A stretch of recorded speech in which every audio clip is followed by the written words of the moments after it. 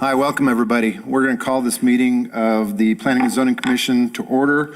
It is Tuesday, March 2nd. Can I have a roll call, please?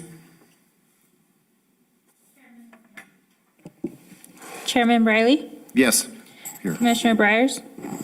Here. Commissioner Kelly? Here. Commissioner Tondino? Aye, here. Commissioner Williams? Commissioner Collier? Maybe they'll join in later, but we do have 4 people here. We do have a quorum for this meeting. Is there anybody who wishes to have a declaration of conflict of interest for any items that are on this agenda?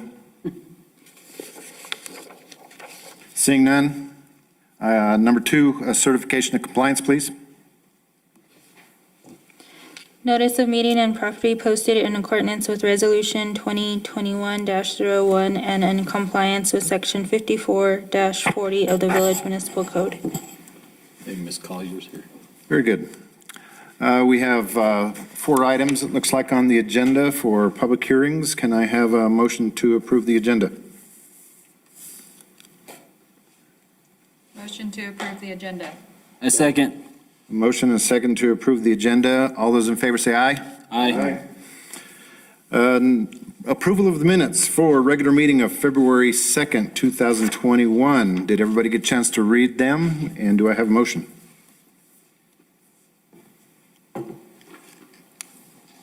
Make a motion to approve the minutes. Second. We have a motion and a second to approve the minutes. I'm going to ask for a roll call vote on this one, please. Chairman Briley? Yes. Commissioner Briers? Yes. Commissioner Kelly? Yes. Commissioner Tondino? Aye. And we have a motion. Have Commissioners Williams and Collier made it to our Zoom meeting yet? Okay.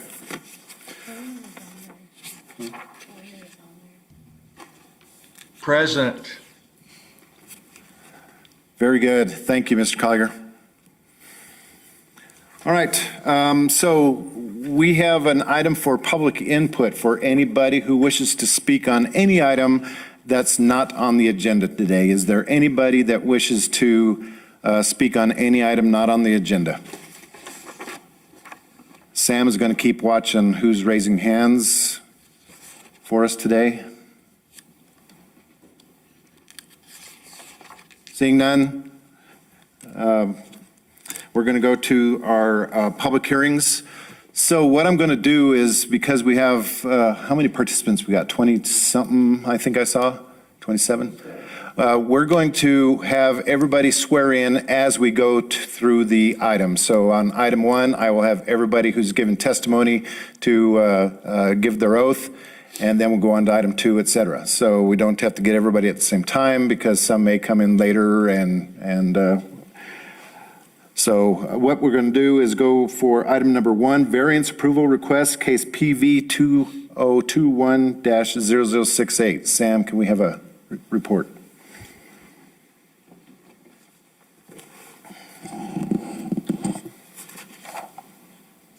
Chairman, we have with us today Raymond Amendadas is requesting approval to encroach 9 feet into the required 20-foot front setbacks as designated by the R1 district.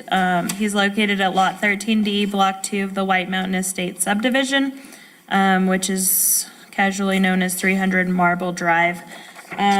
With this applicant, it appears that he was permitted by the building department without them checking for setbacks. So I do believe that a slab has been poured. We do have the applicant on. After doing a site visit, though, it does not appear that any of the adjacent properties have encroached into the front setbacks. Mr. Amendadas, are you available? So Yes, ma'am. let's go ahead. If there's any, again, the applicant and anybody who wishes to speak for or against this needs to raise their hand, please. Do you swear to tell the truth and nothing but the truth? Okay, so as you state your name, you need to say that you you held up your hand and had the oath. So I'll make sure that Jackie takes note of who is speaking on this. Mr. Armendariz, go ahead.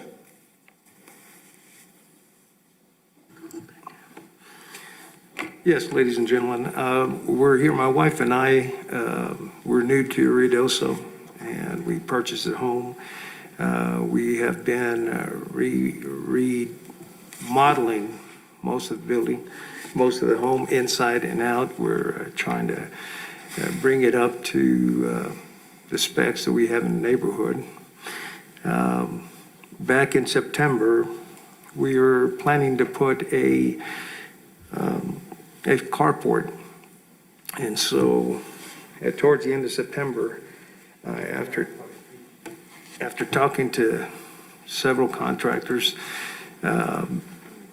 some saying I didn't need a permit, and others weren't too sure. So I called the village to get a permit. I want to make sure we followed all regulations, since we're going to be living there permanently. We live there permanently now. And so we went ahead and had that taken care of. We got the permit. We received the permit. We put it we posted it where we're going to plan to put a carport. Just before pouring the slabs, the pedestal slabs, for the length of the carport, I specifically called to make sure that it was still, we were still in compliance.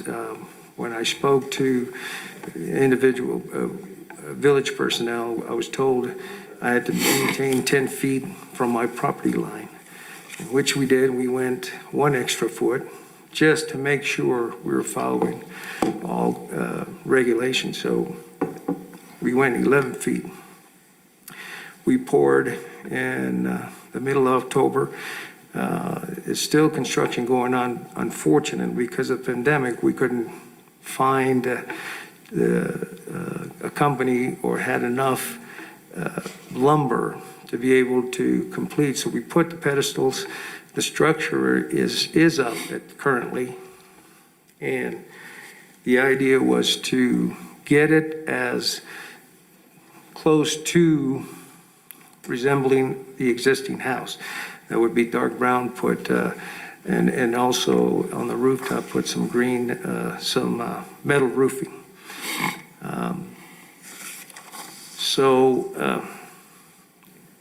We went ahead and poured the concrete. We're still waiting for trusses. We finally found a place in Anthony to place the trusses.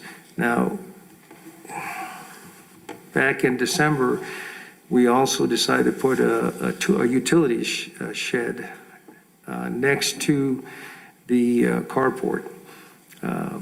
This was a purchase through Tough Sheds, and we went ahead and asked for another permit, which we received, and at no time were we given any issues on setbacks. I was still going with the setback that I was told I could maintain. I also went 11 feet from my property line to be equal distance to the carport. We ordered a 12 by 20 carport. I'm sorry, tool shed, and we had it placed in January. During this period of time, I have spoken several times with village personnel. At no time was it brought to our attention that we were not in compliance of that setback from the street. In December, the 15th to be exact, I did get a red tag on the carport. We had yet to put the shed in. Village personnel came in, and we were not home, we were out of town, and they left a tag on my front door. They went through the carport that's being constructed, and we were told that we just didn't have we were asked to or to request a permit. I called them immediately the next day when we arrived home, and I was told that I needed to place the permit in front of the carport, which I had, but unfortunately, a few days before, there were heavy winds, and I found it across the street in my neighbor's yard. So I was asked to go ahead and place it on the window. During that time, at no time was I, again, alerted of any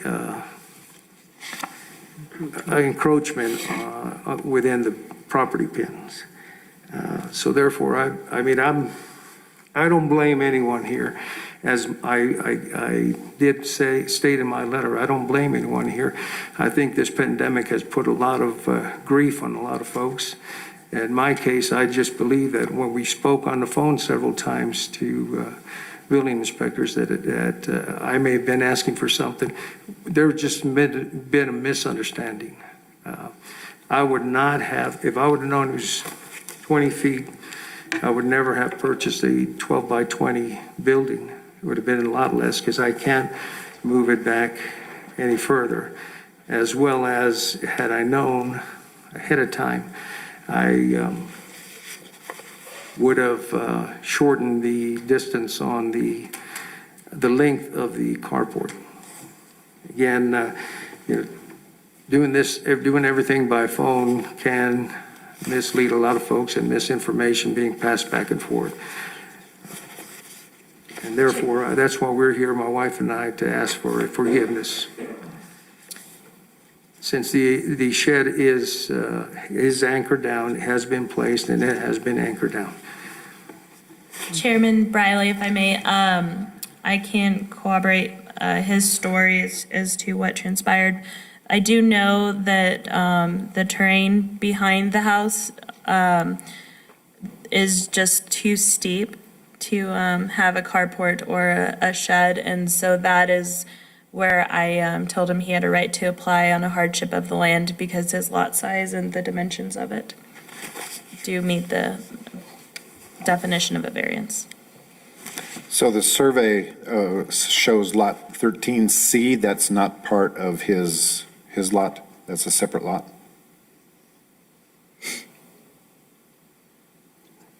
It is a separate lot. Yes, he is D. Okay.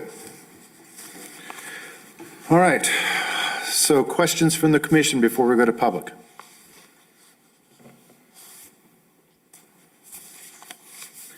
Hearing none, we're going to open the public hearing for this case.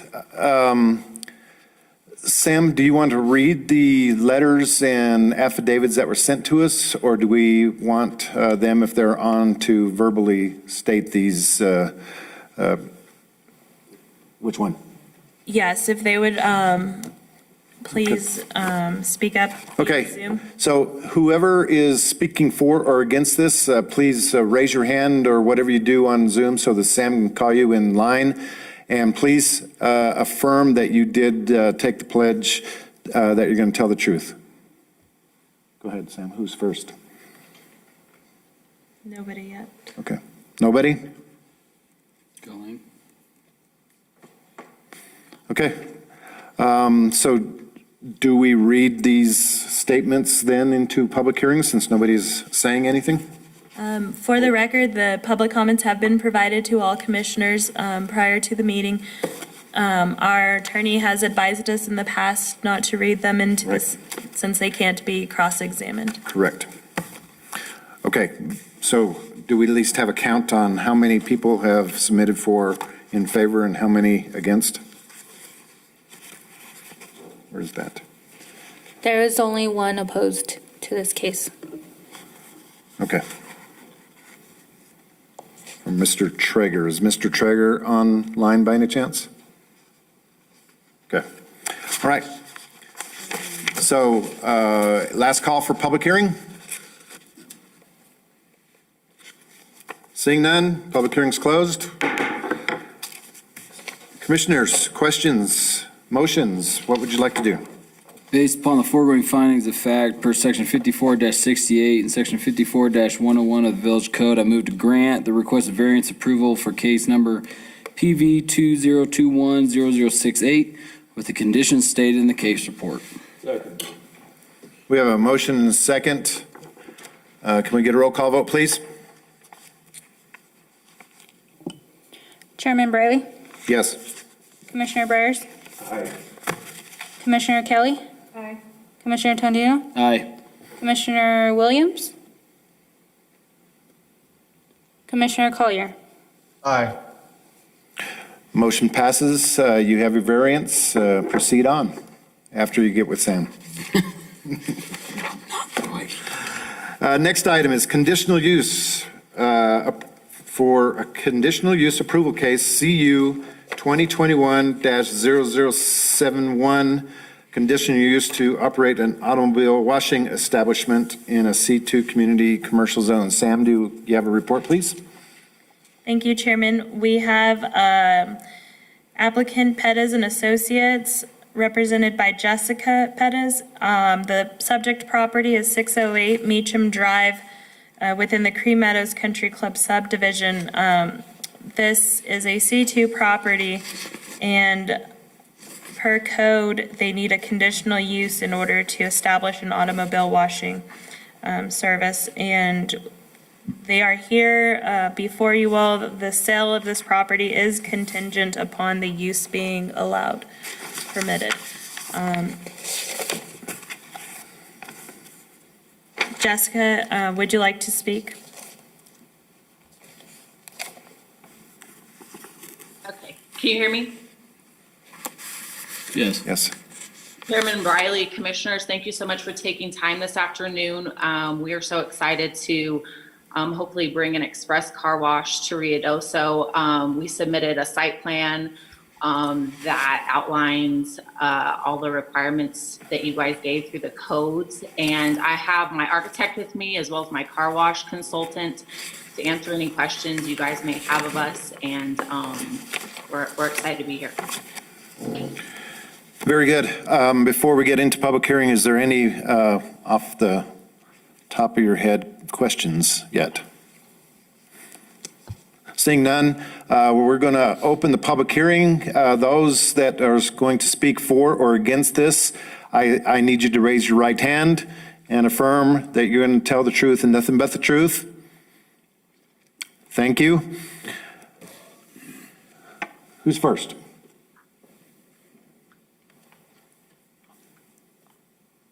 Does she get to explain what she's doing? I don't see any hands Okay. raised. If you wish to speak over Zoom, please raise your hand. The lady right next to the. I'm assuming they- raised her hand earlier. I'm assuming they know where to raise their hand. I see. So we have Justin Huffman in the chat box that wishes to speak. Go ahead, Justin. My name is Justin Huffman. I'm at 101 Buckner, which is directly across the street from the property requesting variance. I am a business owner in town, and I never want to come across as anti-business. I have some serious concerns about the placement of this car wash, where it's going to be located. A couple of reasons. The traffic issues on Buckner is already a major problem. They had to install massive speed bumps to control some of the speed going down the street, and it still hasn't addressed the issues. I'm deeply concerned about the traffic flow that this is going to increase in our neighborhood. I'm also concerned about the lighting. Every car wash I've ever been to has been lit up 24/7. So I'm concerned about the impact of the lighting that it's going to have on our neighborhood and the comfort of the people that live in the neighborhood due to the lighting issues at night. I'm also concerned about, adhering to the dark sky ordinance. The other concern I have, and having lived on the neighborhood for 3 years, is the watershed issue. Paul, who is also on the call, has had to replace his rocks in his yard every single summer. The water floods down off of there, and I'm really concerned about what would happen if there was a development put in there and the amount of work that's going to have to be done to get that lot, suitable, that terrain. We're going to end up with a ton of water wash off coming through there that needs to be addressed. The other concern I have is the number of car washes in our community. One of the biggest complaints we have, or issues we have in our community, is water. And we have a car wash. There's 2 other car washes on this street. There's one for sale on Sudrift. There's one down in Ruidoso Downs, and then there's the car wash out in Mescalero. I'd like to see if the village has conducted any study using Buxton Analytics to determine if this is going to cannibalize the other businesses within the community. So for those reasons, I'm deeply concerned. I'm also really concerned about the resale value of my home. I think this is going to have a tremendously negative impact on our home. I provided a more detailed statement. I only have 3 minutes, so I hope you take that into consideration and make the best decision for the community as a whole.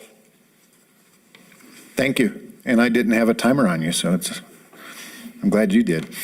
Is there anybody else that wants to speak on or against this proposal? Yes, Paul Evans.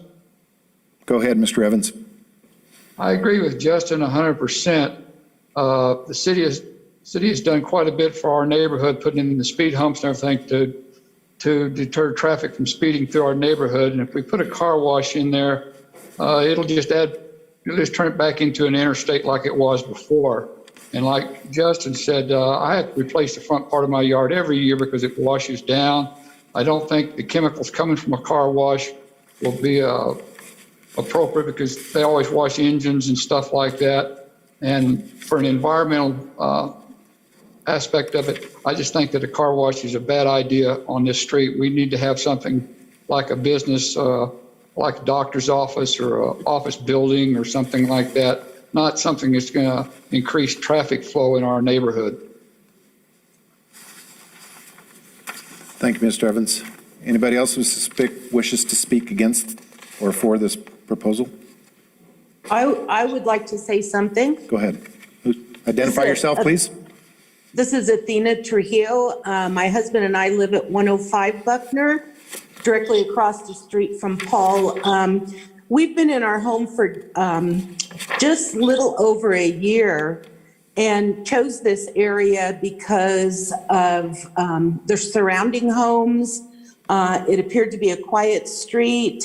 We were surprised upon moving in, the amount of traffic and the disregard for the speed humps. So we do have a lot of traffic up and down our street.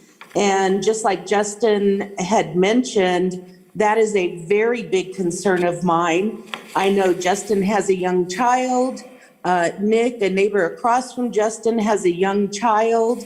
And that's a big concern to my husband and I, having the kids outside and the speed hump's not apparent to some people who go through this neighborhood. It's a consistent flow of traffic. And I believe that with that car wash, it's going to double, triple, whatever. I'm concerned about the water issues in Ruidoso also. And another big concern is the resale value of our home. We chose Ruidoso to retire, put money into our home, and we'd like to see that maintained. Thank you, Mr. Trujillo. Is there anybody else that wishes to speak on this item? I have a question. Commissioner, yeah, we'll ask all the questions here in a minute, but let's let the public go and then we'll open it up. Is there any other public that wishes to speak for or against this? Chairman Briley, we also have village staff on. We have our watershed director, Eric Boyda, should anybody have questions for him. Okay, seeing no other public comment or for public hearing, we'll close the public hearing. So let's open it up. Commissioners, Mr. Collier, you had the first choice. Good afternoon. I'm looking at page 29, the architectural site plan. It's sort of difficult to read, but I'm looking at fire lane access at the rear. Would the applicant be able to respond if there is a fire lane in the back? Do they plan on supplying the 24 foot in front of the parking to combat any issues in the back at the building? Chairman Briley and Commissioner Collier. Today, we're here to hear the use of the property. Should the use be approved and the applicant apply for a site plan, the layout of the property will be discussed at that point, but today we're specific to the use. Thank you. Thank you. Commissioners? I have a question. Go ahead. Jessica.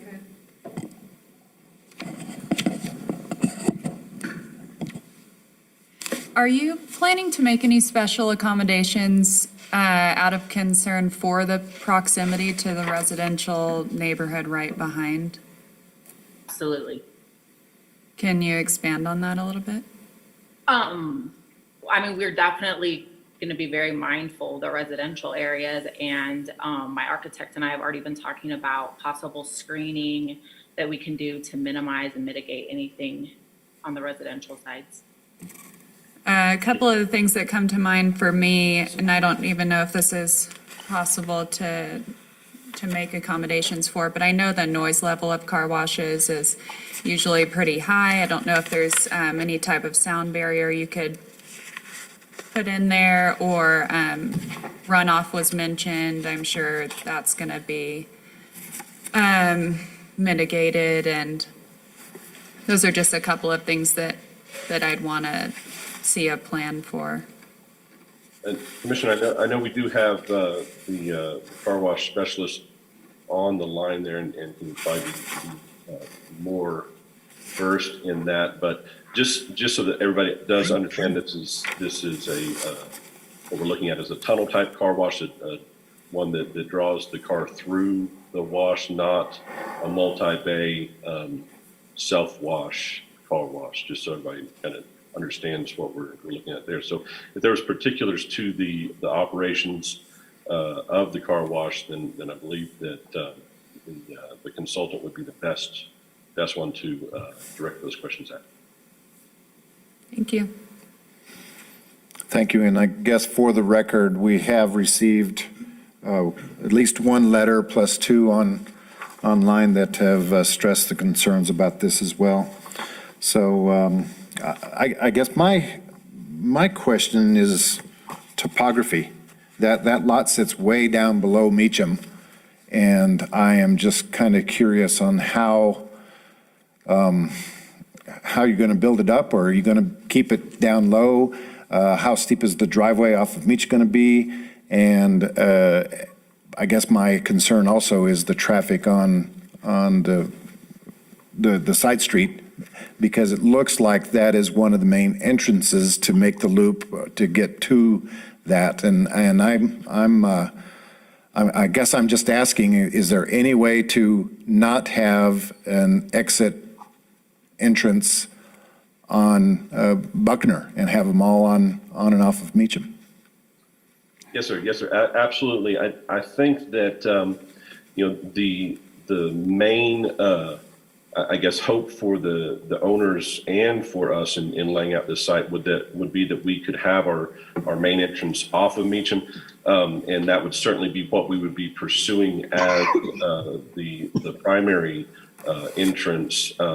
But as you know, that's a state highway, so we'll have to go through state highway procedures to get a curb cut access into that. I don't foresee that that's going to be a large hurdle to overcome, and if we can get that access from the highway department, then that would be your main traffic flow in and out of the site would be off of Meacham. And yes, the site does fall quite a bit front to back. We're also dealing with the issue that it's a fairly heavily wooded site, and so there is the need to condition a lot of that soil anyway because of the organic material that is on the site. And then, of course, for sightlines for the business itself, it's going to be best served for the whole of that site to be raised to help control the flow of water and also traffic flow in and out of the site. And we're obviously going to have to condition that soil for the areas that we remove trees. We've also done a study on the site to show how we could very easily maintain the required tree count of existing trees without disturbing those in any way and still fitting in the building site and parking that would be required. If we got the approval from NMDOT for the access off of Meacham, then the access off of Buckner could in essence be eliminated. We wouldn't have a need for that at all, and all traffic could be flowing in and out off of Meacham, which would be the primary commercial route anyway, rather than taking it up that Buckner Road. But there again, until we got into the actual process with NMDOT to gain access off of the state highway right of way, we really can't answer that question. We just have a high degree of hope that is going to be possible. I know people there. Do you guys have an idea of how much water these type of car washes use, just say on an average daily basis? Has that been considered in this? Yes, it has. Ralph, do you want to answer this one? Yeah, I can speak to that. Commissioners, my name is Ralph Nask, car wash consultant for the customer. A lot of people have misnomers about the car wash business. Generally, when you wash your car in your driveway, you end up using more water than a professional car wash does. This car wash, and every car that comes in is measured for the exact length. That water is turned on and off for the exact length of that vehicle. The car wash business has been green for many, many years. We're also going to have the capability to put reclamation into the system at a time that we feel that we can support that from volume. We can add the reclamation in. So if we get to that point, we're talking about 20 gallons to 22 gallons of fresh per vehicle. Okay. Samantha, has the village done, has there been any, I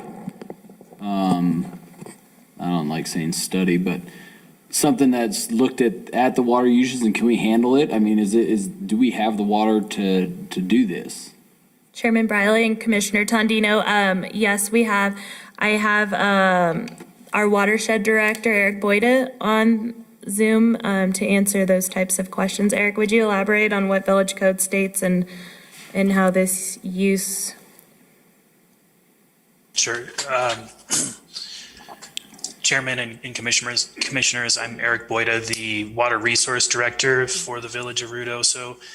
And we've had the Public Works Director and our Water Production Manager have analyzed this, and there is adequate supply of water in this area for this car wash facility. And I'd like to reiterate what Ralph had said, that these commercial car washes use substantially less water than somebody who's washing a vehicle at home uses.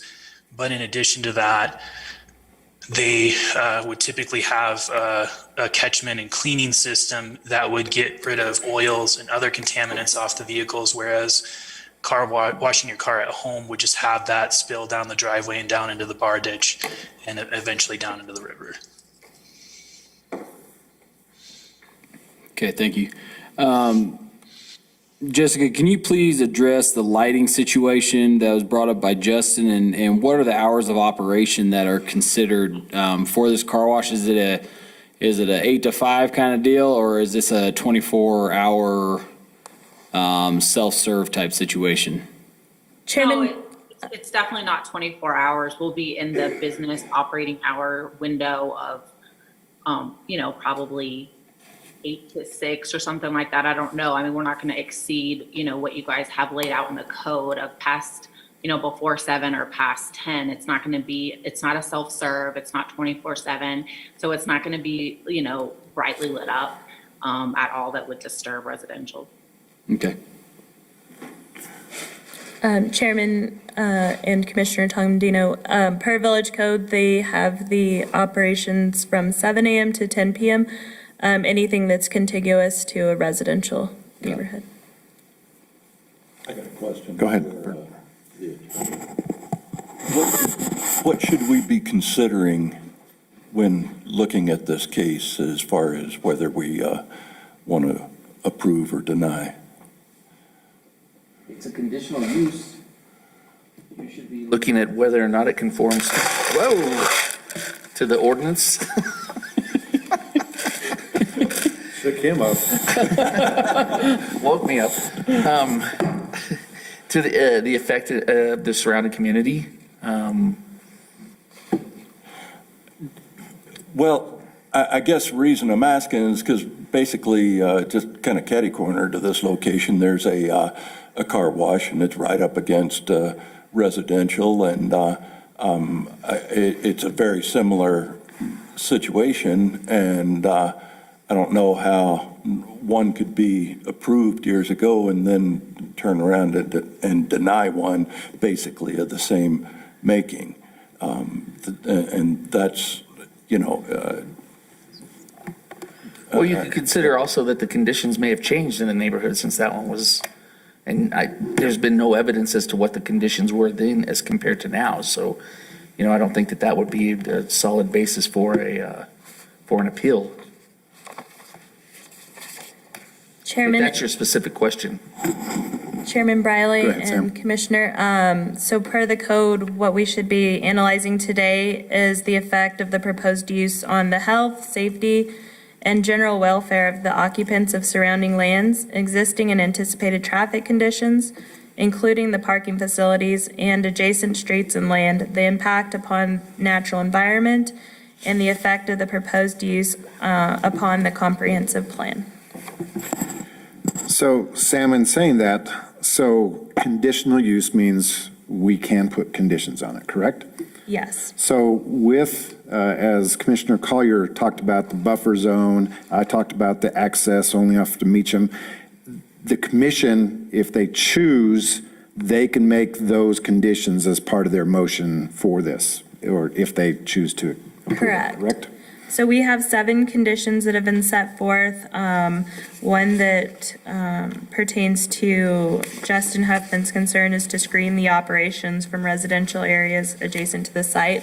And the code asks for a minimum of 6 feet of screening. So we can ensure that that will be constructed should you all approve this use. So the public comment talked about drainage, and I know that we are not very good at requiring on-site drainage for a lot of our commercial areas unless that has changed. So through the staff evaluation, have we looked at runoff, the existing runoff that's coming off of Meacham onto Buckner, how that's going to affect any additional water going down the street? So drainage and runoff is a problem off of Highway 48. As most areas. And so a condition we could place upon them would be to have an engineer review to make sure that the runoff is not increased compared to how the undeveloped site is now, to have the calculations. Justin, there's like a holding pond right next to your property, correct? Yes. Oh, did he? Okay. Yeah, it's a DOT lot, so that's the drainage that comes from the west side of the street. It comes into there, and that needs to be addressed in a separate issue as well, because we get washed out on both sides of the street there terribly. Yeah, all those are failing. Yes, I know. Okay. Any other commissioner comments? Any other things you want to ask the applicant? Is there a motion? Is there any conditions that you would like to put on? I didn't get to ask a question before my computer muted me automatically. Go ahead, Commissioner. Sam, I'd like for you to clarify that they do meet these minimum requirements under the conditional use, which would be item 2 on page 32. Have you verified that item C, that they're 25 feet from the street right away, 75 from residential? Is that within, Chairman Briley and Commissioner Collier, I can verify that, A, the automobile service station will be separated at least 50 feet. The total site area is 40,075 square feet, and the minimum is 12,000 square feet. C, pump islands do not pertain to this application. And D, the hydraulic hoist does not either. So the curving will have to adjust, and the landscaping will address that during site plan. And the hours of operation from 10 PM to 7 AM the following day, since they are contiguous to a residential district, will be enforced. So they have met all of the minimum requirements for the site. And any conditions you all see fit can be added to their case. So Commissioner, I think I'm understanding what you're asking is for the actual use, is it acceptable? But maybe when we do see the site plan will come to us, correct? Mm-hmm. We can make sure that we have the proper setbacks, the proper lighting, night skies with the proper buffering and all that kind of stuff. So there's still another step that we can take to make sure that some of these things are done. Again, my question was to Sam is do some of these conditions need to be put into this motion for the conditional use, or can they be all addressed at the site plan? I don't think that there's a wrong answer. If you want to get ahead of the game, though, to give the neighbors a peace of mind, I don't think it would be bad to require engineered plans for construction, that there isn't an increase in runoff. You do have one more question, Chairman, on here. Oh. Justin Huffman asks, was Baxton Analytics analysis conducted to determine the impact if there was a need for a car wash? Chairman, and my answer to that would be that we don't limit the number of restaurants, retail, car washes, any types of additional commercial businesses coming into town. Thank you. What's the pleasure of the commission? I'd like to add a condition that access is only off of Newton. I think it's a good idea. Condition 8. we can't hear. I don't think it's possible. I have a question for our legal counsel and our public works director. Are we able to limit use of public maintained roads in the village? She wants to add a condition that states that access, ingress, egress can only happen off of Meacham Drive. You can do that legally. So it's like, didn't know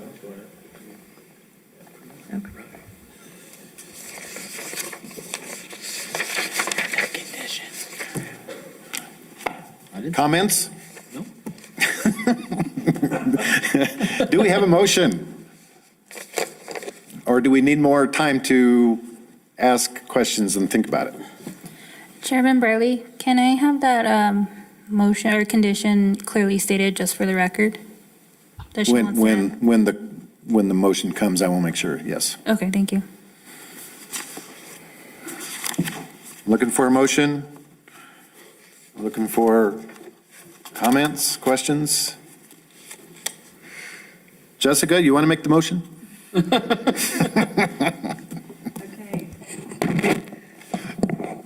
Based upon the foregoing findings of fact per section 54-68 and 54-100 of the Village Code, I move to grant the requested conditional use approval for case number CU 2020-0071 with the conditions stated in the case report. With the additional.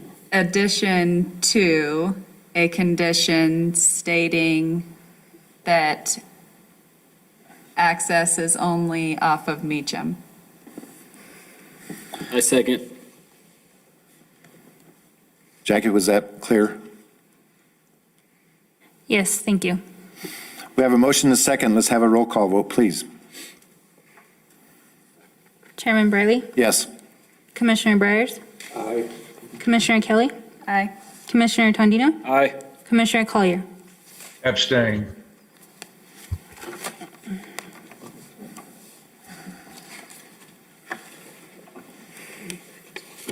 Legal, can I have I guess, an explanation of what an abstain means, or if it's possible? Abstain means that he's not going to vote. Do that? But the question is, at the beginning of all your meetings, you ask if there's any sort of conflict, and Correct. so if the commissioner would explain why he's abstaining. Yeah, I'd like to hear more on it. We have several letters that are in dispute on this and disagreement. It's too close to residential areas. I don't think that we need another car wash, but I don't want to vote no. So I abstain, which means I'd like to wait until the next phase goes around. I think the more appropriate move would be to vote no based on those reasons.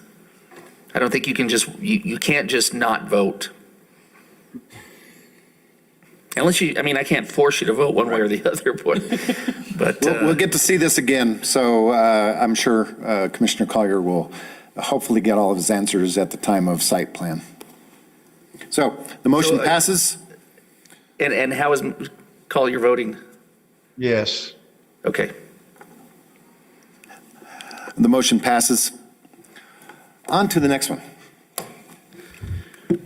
Okay, item C, variance approval request, case PV 2021-003. Rodriguez looking for a variance for encroachment. Sam? Thank you. Mr. Rodriguez is requesting approval of a variance to encroach 3 feet into the required 10 feet side setback as designated by the R1 district. He's located at 111 Hanson Drive. So the building inspectors came to me because he already is encroaching into the setbacks. And so this essentially would be a build out, as you can see from his site plan. It wouldn't encroach any further than what's already existing there with a storage building. This is an addition of a dining room. Mr. Rodriguez, are you available to speak? Yes, I am. Thank you. We'll get your presentation, and then we'll have a public hearing and swearing in people. So go ahead and give us your proposal. My name is Robert Rodriguez, and I'm just trying to add a 16 by 16.5. Nice for them to discuss how dangerous the. What was that? It was a I mistake. know we had somebody commenting. Hello? Yes, go ahead, Mr. Rodriguez. Hello? We hear you. Oh, okay. Yeah. I'm just trying to go along my existing side of the house and then go back into the house. So I don't have to make a little angle there along the property line. Okay, is this, Sam, is this the site plan you're talking about? Yes, sir. Which one is new and which one's old? This one? Yes, that's a proposed. All right. Propose just lines up with the existing storage. Is this existing The dash non-conforming addition. setback, right? Dash. Very good. So, commissioners, have any questions before we open to public hearing? Seeing none, let's open the public hearing. Anybody who wishes to speak on behalf or opposing this, you need to raise your right hand and say you've affirmed to tell the truth and nothing but the truth. Thank you. Who wishes to speak first? Chairman, we have Carl's iPad. Okay. Carl?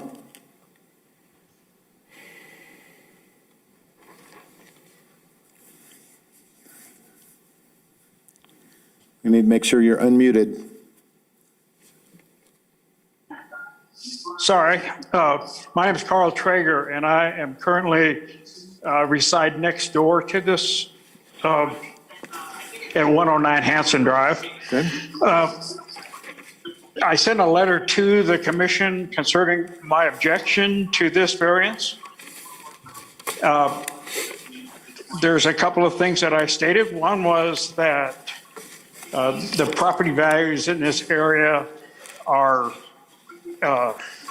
connected to the large size of the lots, and this will reduce the size of the lots.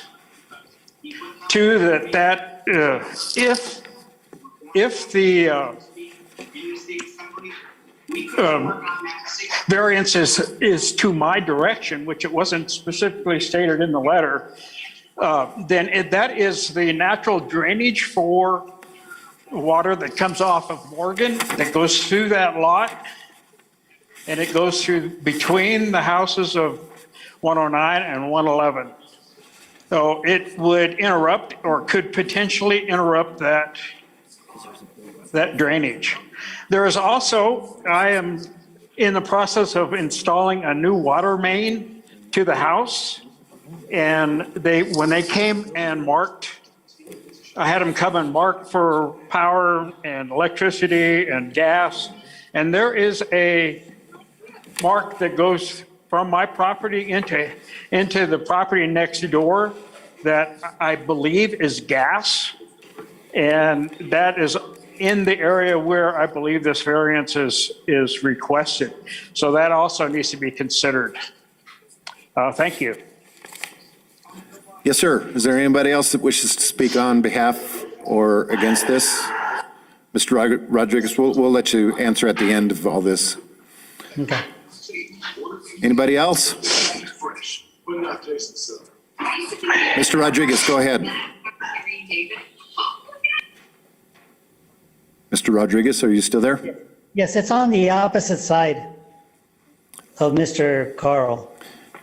Yes, sir.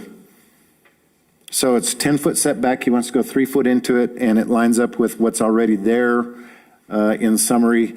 So, which would mean that if there's any utilities or whatever in that 10-foot setback, they'd already be covered, correct? Mm-hmm. All right.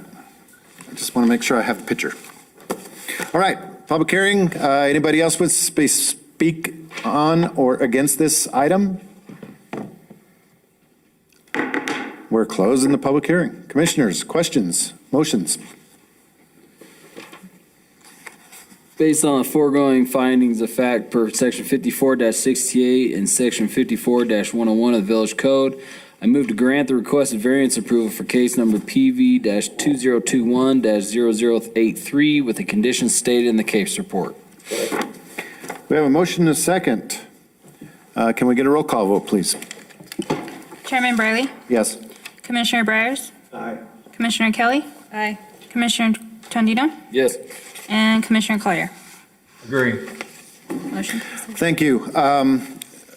We have about all this to go and a whole bunch of people, so I'm going to ask for a 5-minute health break.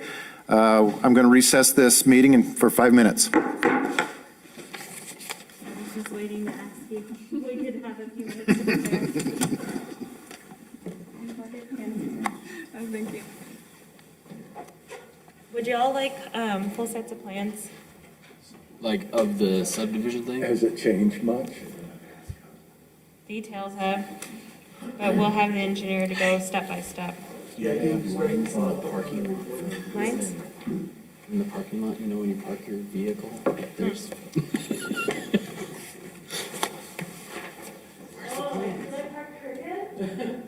Just took up 4 spots, that's all.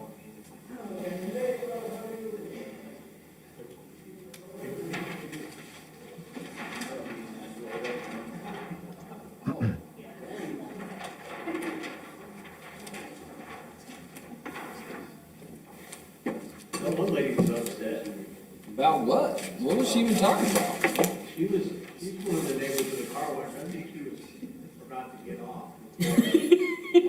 Talking about that dangerous.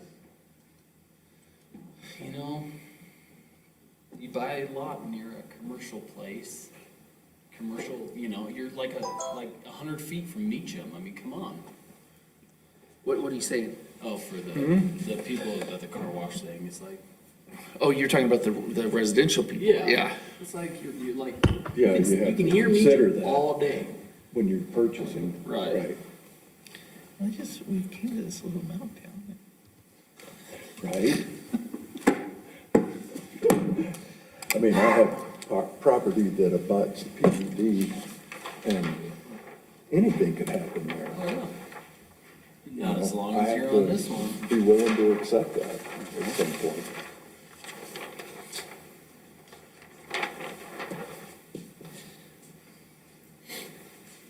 I hope I wasn't too flip with you. No, Okay. no, I just wanted to kind of get it out there for the public's, you know, this is what we have to base things on.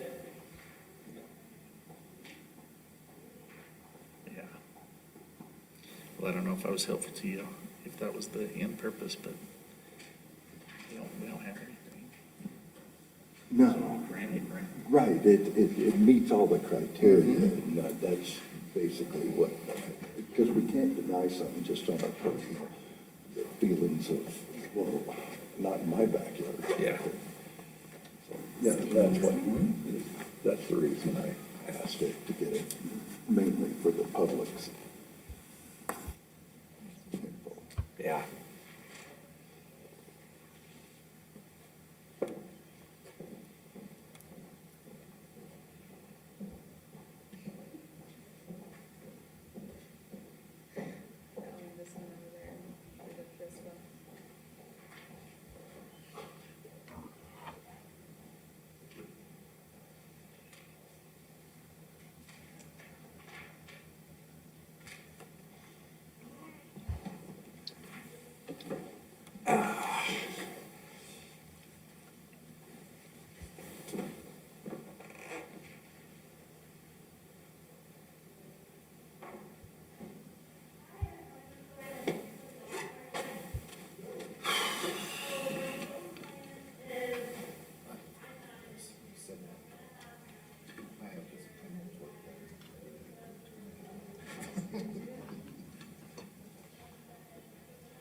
What we do, me and my wife, we don't hardly anything like we used to. So we get the whole line, cut it in thirds.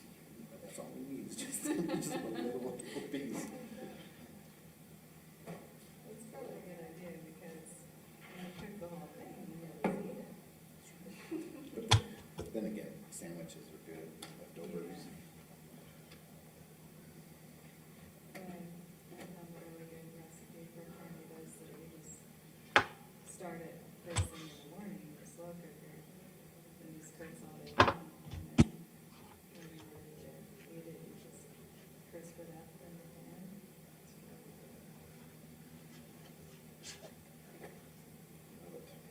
There was a lady that used to come into work when we had work. It was always, you went up to the front, she had a burrito back. Got carnitas today? Carnitas today? No, that's Friday. Okay, I'll be here Friday.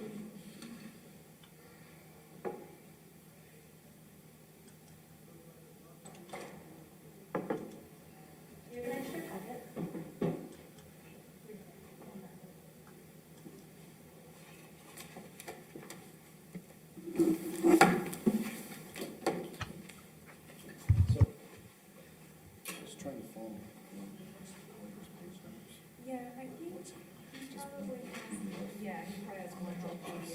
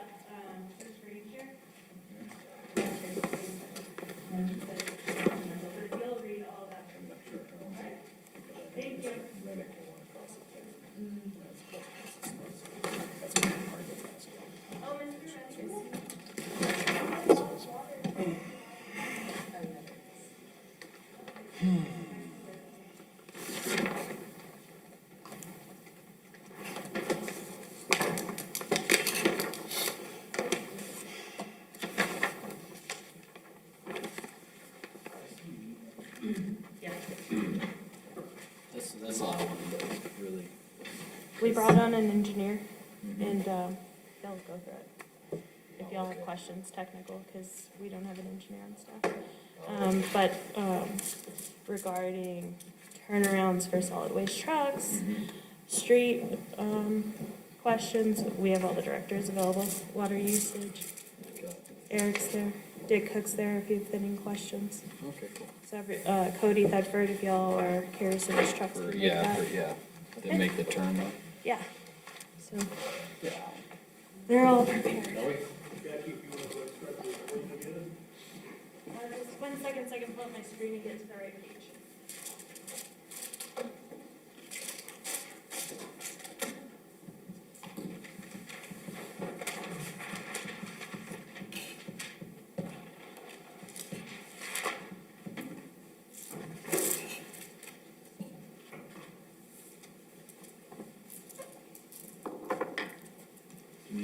You're gonna be talking a lot.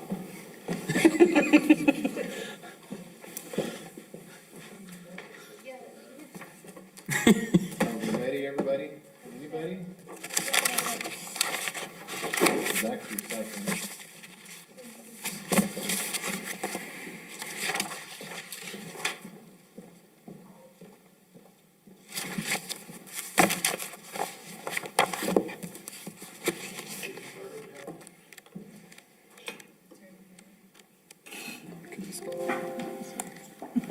Are we back?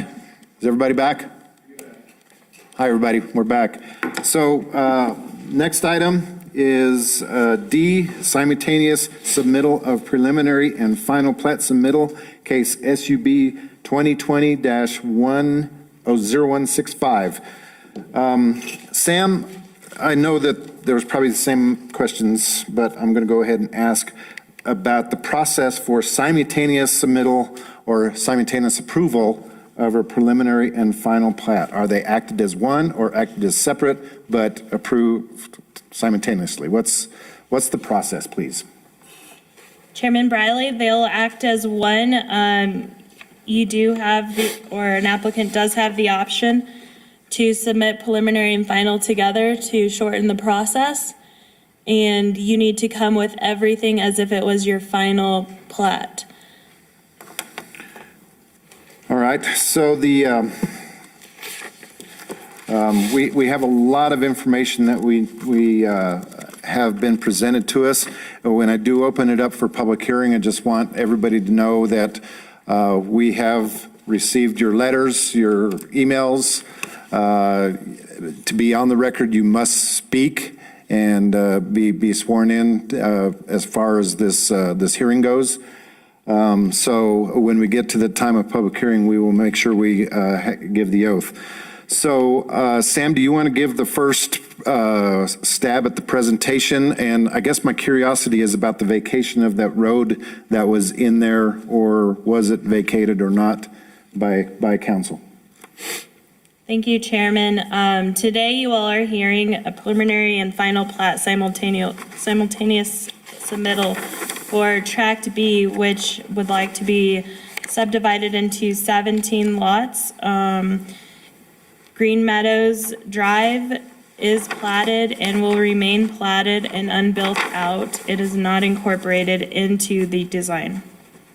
I have with us Mr. Remington that has his statement of intent prepared for you all. Mr. Remington, go ahead, your turn. Hi, everyone. Thanks for showing up today. When Green Meadows Edition was first developed, and in every edition since, the parcel in question, currently owned by myself and my wife, has been designated as future development. That's exactly what we intend to do. Unfortunately, little master planning was done by the original developer. Then along came the Apache Hills subdivision, and once again, little thought was given to how the two subdivisions would be joined. Our proposal is the best way to do that. The Lee Verdi loop is a compromise between lot depths and on lots 7 and 8 and a drivable curve on that street. We are requesting a variance on lot 7 and 8 due to the fact that they do not meet the minimum length and or width requirements. Both lots do meet required square footage per village municipal code. With regards to utilities, there is a 6-inch water main at the south end and another on the north end. They will be connected through the proposed subdivision via utility easements, thus creating a loop, making the whole system more efficient. As for wastewater, the existing sewer line runs north on the western boundary of the parcel, but is too high for gravity feed lines, except at the manhole on the far northwest corner, where our new system will connect to the existing 8-inch sewer line. Drainage will occur via easements and a detention pond containing a perforated riser pipe equipped with an anti-vortex rack that will catch a large flow, if and when it occurs, release it gradually down the natural flow route. Any maintenance required would be performed by the homeowner of Lot 12. In the case needed maintenance is not done, the village will do it and bill the homeowner. Regarding streets, there will be no private streets, ways, or open spaces. The new streets should match the existing ones. During consultation with street manager Joshua Long, it was determined that the street design would be adequate for our new development and to tie into the existing streets. Village ordinance requires curbs and gutters. However, since they are not present on adjacent streets, we are requesting a variance from the design requirements of curbs and gutters, street width, and minimum radii. Our street design has already been approved by former street manager Fred Payton and was also approved by Mr. Long. We do not intend to build Green Meadows Drive. Lots 15, 16, and 17 will be accessed from Apache Hills Drive.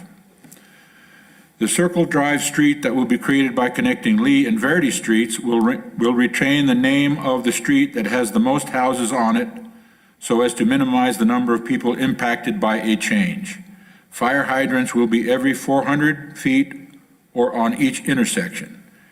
We will be requesting that the village would assume responsibility for the new streets as soon as they are completed to Village of Ruidoso standard and approved. The entire project will be developed at the same time immediately upon approval. However, the actual development work will occur in 4 different phases. Number 1, rough in the roads. Number 2, utility installation.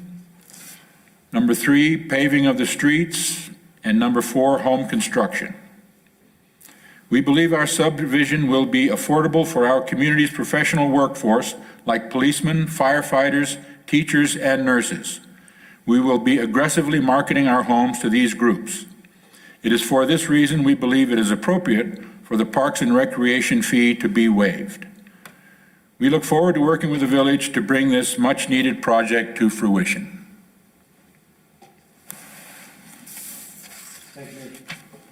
Thank you, Mr. Remington. I have a couple questions. I think when we heard this last, I'm going to ask legal, there was question about a subdivision within a subdivision. Have all that issue been worked out with state law and everything as far as we know? Chairman, as far as I know, there are no issues in that regard. All right. So I also heard, Glenn, that lot 16 and 17 were going to be serviced off of Apache Hills, but lot 17, according to my plat, doesn't even touch Apache Hills. Is there going to be a frontage road or something that goes to that 17? Yeah, it's a driveway easement, probably. All right. I'm going to let commissioners ask questions first. Then I will open it up to the public hearing, swearing in all of the people that want to talk for or against this during the public hearing. Commissioners, any questions?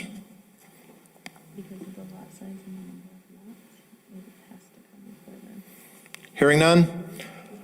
Okay, I'm going to open the public hearing right now. So I need everybody who's going to speak on behalf or opposing this to raise their right hand and swear that you're going to tell the truth and nothing but the truth.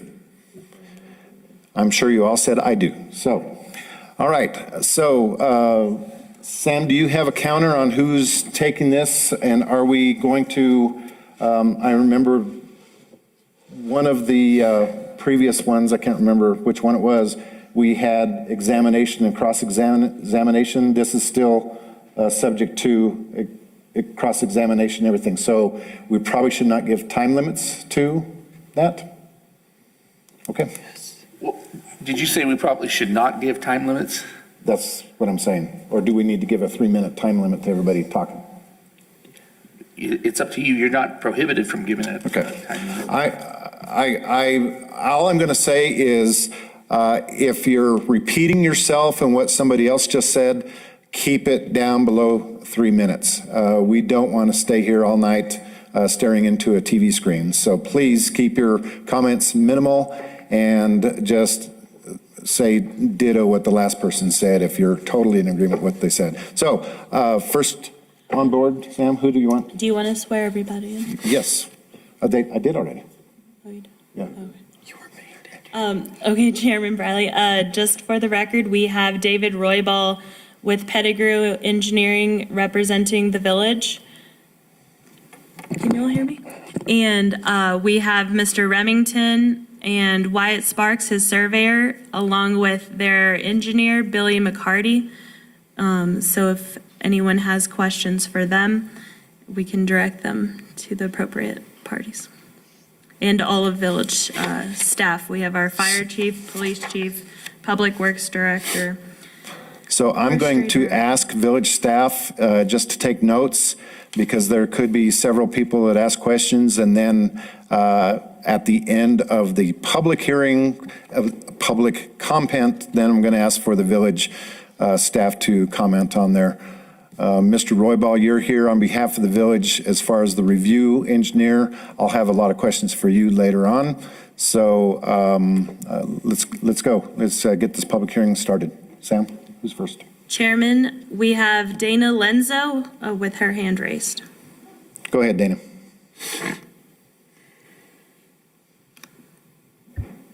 My apologies. I did raise my right hand. I do swear to tell the truth. Thank you. I would like to read into record my recent email to all of you, since Mr. Remington read verbatim for his statement, so that it is entered into the code. So this is regarded as record. I had quite a few concerns, as well as after I finally got the 220-page packet and spent 4 hours reading through and making notes after my original email that I did add a couple points to. And I would just like to start with that. For starters, this is in regards to Green Meadows First Edition subdivision. Through discussion with Mr. Cook in regards to another yard in this area, my concern was brought to him that the property behind us has not been brought up to forest code. We have wood on the ground that's been there over 10 years that was left by Mr. Peterson. I have 15 dead trees outside of the backside of my house that I can look at. And so that is a big concern for all of the neighbors who have come to me asking why they were forced to come up to code, and this property is being looked at as possibly being developed and having not yet brought into code with the minimum standards by the Village of Ruidoso Forest Code. My second question is the intersection that is proposed to go from the end of Wingfield and cut left approximately 20 yards to continue as Timberwolf Lane and connect across behind. That intersection there, for the last 40 years, the Yateman family has been helping pull people out of yards regarding the ice from people that stop at the stop sign and try and continue on. So that is a concern, because that is a traffic hazard waiting to happen with the yards that are there.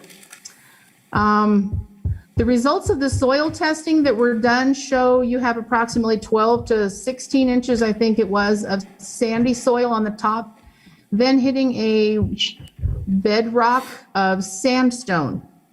I don't know what you're talking about far as I haven't seen the volume of water running off. I do know that the recent snow that we had, where I'm trying to sink a railroad tie in the back, I do have about 1.5 feet of water in it right now that has been here over a week and has not gone down because the bedrock is so solid. So that is a concern. Not only that, but also the dirt that was brought in from across the street that came from the hospital building site. is where Mr. Remington has proposed putting in 3 of the extensions of the road, Timberwolf Lane, and then when he loops Verdi around to Lee. The dirt that was brought in came off of the hospital site, as we found out, and it was graded by the hospital as being a non-compactable soil, not buildable, and that's why it was hauled off in the first place. So there's my concern with that not having been included in these soil samples. If you're looking at building a road of an increase in height of this, what he's talking about to connect Wingfield and Timberwolf, that section there is got a lot of that dirt on it. So this is the area where he's talking about building his retention/detention pond. And so that is a concern there also. Let's see, trash trucks. Let's see, the trash, I don't know if it got taken out during the snowstorm. I do know that my son in his 4-wheel drive got stuck trying to pull a neighbor out who was trying to get out to work almost a week after the snow because of the volumes of snow that were on the road, because the snow plow doesn't go down into those roads right now, because I don't know if it is exactly wide enough for the complete full-size commercial blade. I would also like to see, has there been a topographical map included in your proposed packet there showing you the over 100 feet in elevation change, specifically regarding the change of about 30 feet vertical distance in where he is considering putting this road retention pond Timberwolf section right there in the middle behind Lot 2, Block 9 of Green Meadows Addition. And again, my concern was the partial vacation of the tract that was recommended by Zach Cook and Alan Briley in September of 2019. I know you addressed that, but I do have a concern that you're still using part of the road in between the two, and he's changing it. So it's kind of a concern as far as the general area where Wingfield continues and turns now into Timberwolf as on his plat. Seeing as this is also considered a preliminary as well as a final plat, has this been sent to an engineer? Once I got the packet after this, yes, it was sent to Billy McCarty out of northern New Mexico. My questions for him were, he has used outdated site maps, and I know that the village code requires that your map for the area surrounding the subdivision has all listed structures on it. I can tell you for sure that the map that he used in regards to the surrounding subdivision and buildings that are already here is at the minimum 21 years old, because it does not show my house, nor does it show the house across the street from us as having even been built, and we built here in early 1999, middle of summer of 1999. I also wanted to point out that in his official plat in Billy McCarty's addressing of the surrounding areas, he had incorrect address numbers on the houses. He had our house at 202 Keys listed as 207 Keys. So in that, he seems to have done some due diligence. I appreciate that fact that it was turned over to him, but I also want to point out that some of his information was sorely outdated and is really inapplicable, showing that all of the houses in the surrounding areas have received the building covenants for this area when we bought our lots, and we were all held to that standard. So this brings up to my concern in this plat that Mr. Remington is showing, asking for a variance, turning 2 substandard lots at 7 and 8, asking for a variance to allow them to be smaller. How is that not going to affect the rest of us around here? The other thing I have a concern with is if you look in the building in this area here, we don't have $300,000+ houses. We have working folks here who spent $100,000 to $200,000 on their houses in this general area. And considering that I know quite a few teachers and quite a few firemen and nurses, I just find that this is going to be squishing a lot of people into a small area. I don't see how, having thrown out all of the recommendations of the previous Planning and Zoning Commission Chair of Ray Alborn and his Commissioner Beth Hood back in 2008, showing that he was put on record as the property behind us only recommending that the one end have no more than 5 to 6 houses on it, and that the northern end remain undeveloped because of the seriousness of drainage and incompatibility with building on such a site. Thank you very much. Thank you. Next.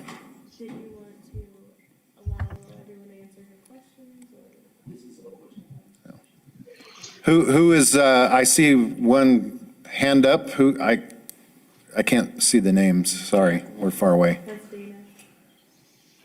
You're muted. Sorry, can you hear me now? Yes. State your name, please. My name's Jack Yateman. I swear to tell the truth. Thank you. I'm at 112 Keys Drive, down the street from Dana, who just spoke. And I just wanted to say ditto to everything that she said. The road on Keys Drive has been severely underdeveloped for a long time. It's a pretty dangerous hill and a pretty dangerous stretch. So I feel that before we, allow people to develop behind our houses, we should actually try to improve the neighborhood here. I'm sure that's a separate issue, but I feel it needs to be said. Yeah, but otherwise, I just want to express my support for everything that Dana said, and I yield my time. Thank you. Thank you. Next.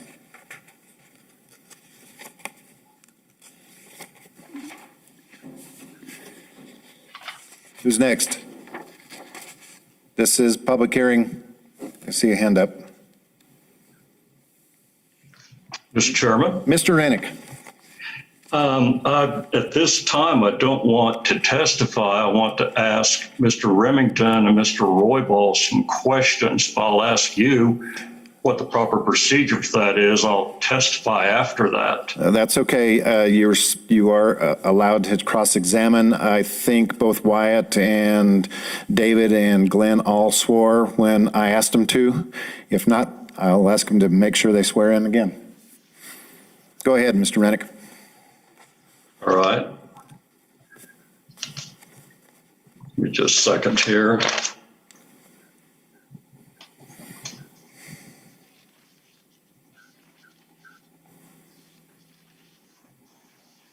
Mr. Remington, I think you're there in the conference room, aren't you? Yes. Can you hear me okay? I sure can. Hi, Jay. Hi. Good to see you again. Yes. I'd like to ask you a few questions about what you read from your statement just now.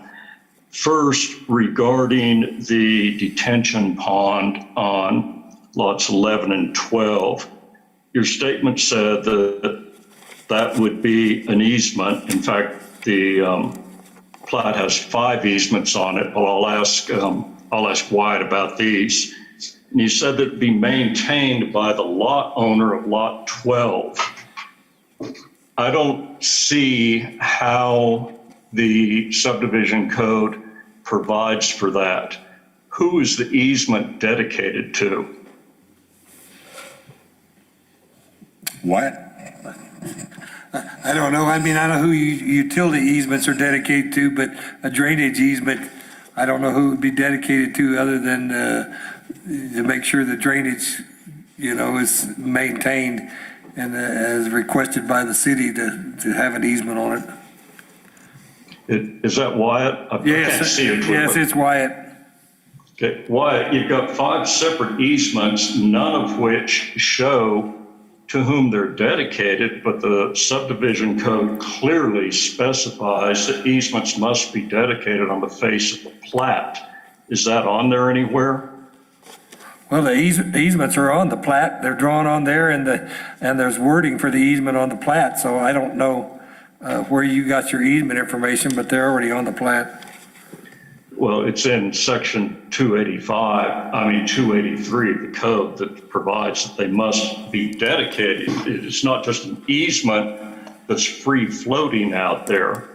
The easement is for somebody's benefit and somebody has to maintain it. These are typically either to the village, to the public, or to private property owners, but you don't have any of that here, do you? I didn't specify who the easement was to. If you look at a statement about the easement, and we can visit more with the engineers about that, but drainage easements are typically not dedicated on a plat. A lot of times they're dedicated after the construction's done because they may vary in location to get the drainage right when construction goes on. So. Do you have any authority for that? Well, I visited with David Roybal, the engineer that made recommendations, and that was part of our conversation there. Well, do you have any authority that says that after the final plat is approved, a drainage easement can be moved?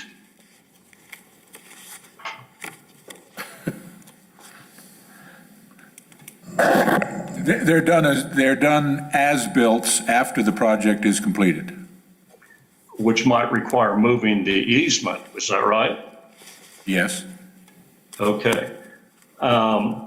In terms of the lot owner of Lot 12 maintaining the drainage pond, how will the owner know that? I'm not sure how we can approach that. I'm sure there's a way. Well, this is final plat approval, Glenn. I think that it has to have some degree of certainty. Okay, well, you're a lawyer. You got any suggestions? Yes, I do. I suggest that you dedicate these easements to the village and the village will be responsible. Sounds good to me. But that's not on the plat. I would also ask you, in terms of if Lot 12 owner doesn't do it, the village can do it and charge the owner. Do you have any authority for that? No, I guess I don't. The other thing is. Regarding easement E as in Edward, Eddie, that's down at the south end, I believe. Is that right, Wyatt? I mean, the north end. Yeah, I think that's the north end. Okay. When I looked at the description of easement E and then looked at the diagram, I could not make those line up. Can you walk the commission through the dimensions of that easement, where it goes? Well, that easement on the north end is basically following the natural channel.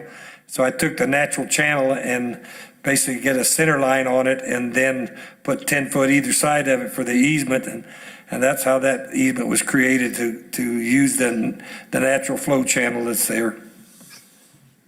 All right. Does it start at the north east corner of lot 14? Yeah, well, basically the easement is starting where it comes across from the retention pond area and is being dumped back into the natural drainage. Well, do you happen to have the plat in front of you that shows easement E?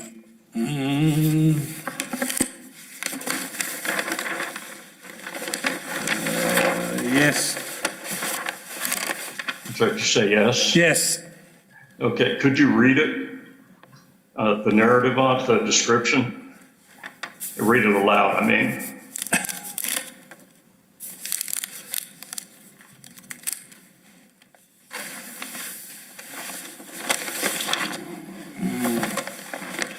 An easement for drainage being 20 feet wide, 10 feet either side of the following described center line, beginning at the northeast corner of lot 14, shown here on, thence north 12 degrees, 47 minutes, 55 seconds west, 143 feet. Thence north 12 degrees, 48 minutes, 43 seconds east, 236.11 feet to the end of this easement. Okay, now if you go over to the diagram, can you, where's that first 143.5 feet?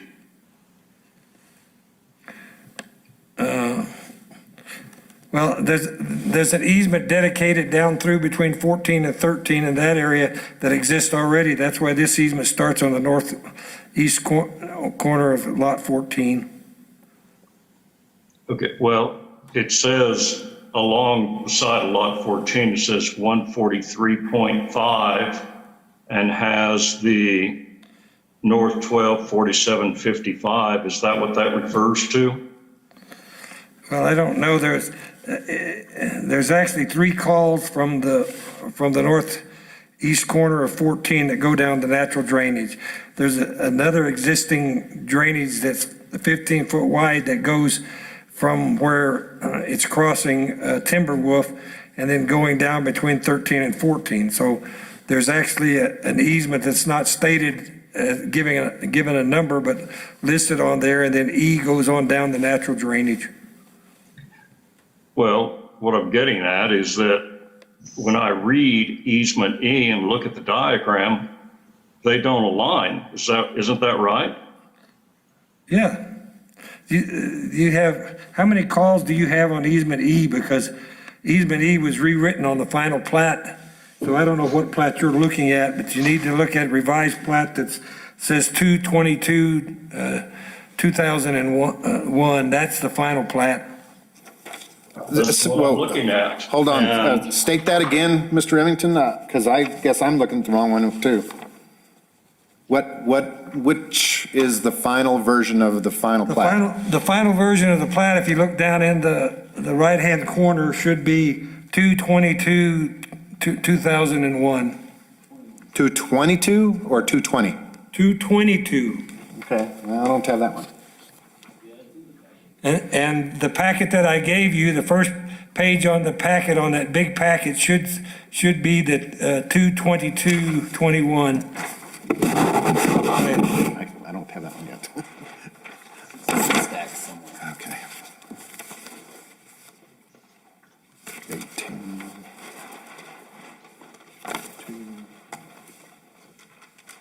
220.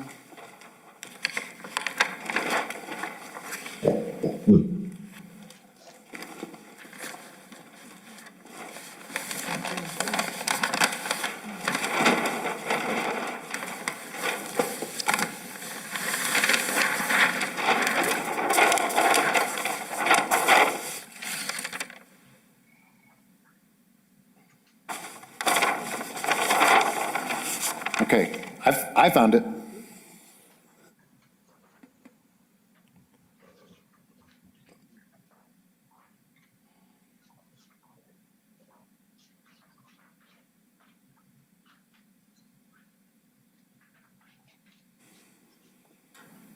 Mr. Chairman, this is one of the problems with this whole procedure. The original plans that were submitted by Mr. McCarty are dated November 16, 2020. The original plat was dated August 10th, but then it was revised on February 20th and February 22nd. February 22nd was 8 days ago. And trying to get all of these clear as to what has changed and what's what is not simple. I'll get back to that later, but I want to stay with Wyatt on this. Wyatt, are you saying that the easement E that runs from lot 14 to the south, to the north end of the project is not identified in the description over on the side? And if it is, how? Because I don't see it. Well, I'm looking at it. I think what you're saying on there is an old easement, the old easement E, and not the new easement E. The new easement E up there should have 3 calls, and I'm seeing 3 calls on this easement, but that was including the stuff between 13 and 14. So I think the written part of that easement is not correct at this time. Okay, thank you. At the very north end of that easement, the very north end of lot 17, where does the drainage go once it leaves the property? It goes where the natural drainage is going now. This just follows the natural drainage, so it goes on down the natural drainage to the property to the north. And do you know what properties those are? Do I know what? Do you know who owns those properties, where they're located? I think Conrad Keys owns that property the last time I saw who the ownership was. Okay. Have you done a survey to verify where that drainage on Conrad Keys or the adjoining lot actually is? Well, I mean, I've been on the property and I see it basically goes down and swings to the east and then goes on down and goes on to Fifth Street. But I have not designed a drainage to go across Keys property. That's what you're asking me. Well, I'm asking how you know that it's on Keys property and not the one next door. I don't know. I don't know what you're asking me. I mean, I don't have all the ownership on here, and so I don't know where. I know the drainage goes to the east and then goes on down on Fifth Street. Glenn has been out there when they had a real heavy downfall and observed the drainage, where the drainage was going at that time, and so he may have some input to where it goes as much as I would.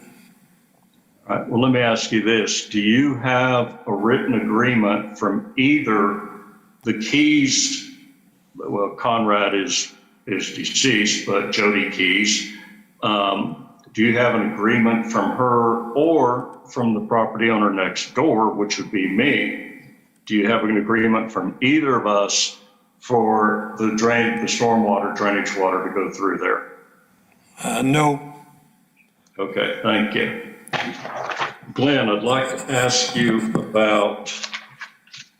There's going to be less runoff after we do what we're going to do. The flow will be decreased.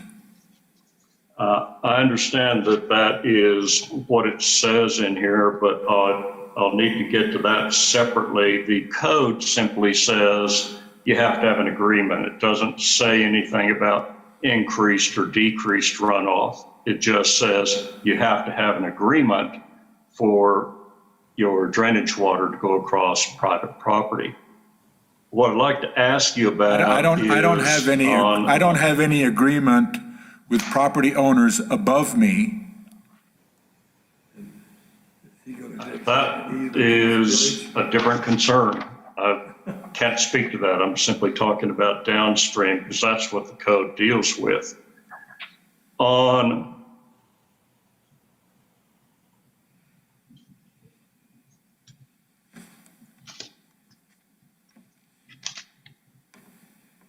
the completion of improvements, you stated in the statement that it would be done in 4 phases following final plat approval. Do you have a plan to obtain a bond in favor of the village to guarantee those improvements, or is it your plan to complete them before filing the final plat? I'm not sure what you're asking. There will be a bond. A bond for the completion of the improvements? In other words, the streets, the utilities? Yeah. So you plan to get a bond for that? I believe that's part of the deal, yes. Do you know how much that will be? I do not. Do you have an estimate? I do not. I believe there is a way to avoid a bond. And what is that way? I'm not sure. I'll have to find out a little more about it. Okay. I believe Tim Dodge mentioned it to me, but. Okay. You also said that you're looking to put in housing that is affordable to a particular segment of the community you identified, teachers, nurses, policemen. Do you have any data showing what affordability is for that demographic? I'm not looking for any affordable designation at all. Do you know what those groups, what kind of I do income? not. I do not. All right. When you say yes to waive the Parks and Rec fee, so I would ask you this, aren't those the types of families that would make the most use of a park as provided for in the code? There's a park a few blocks away. Well, but you're asking for a waiver of the fee. The fee is in lieu of providing the land itself. Yeah, well, the waiver may or may not be granted. All right.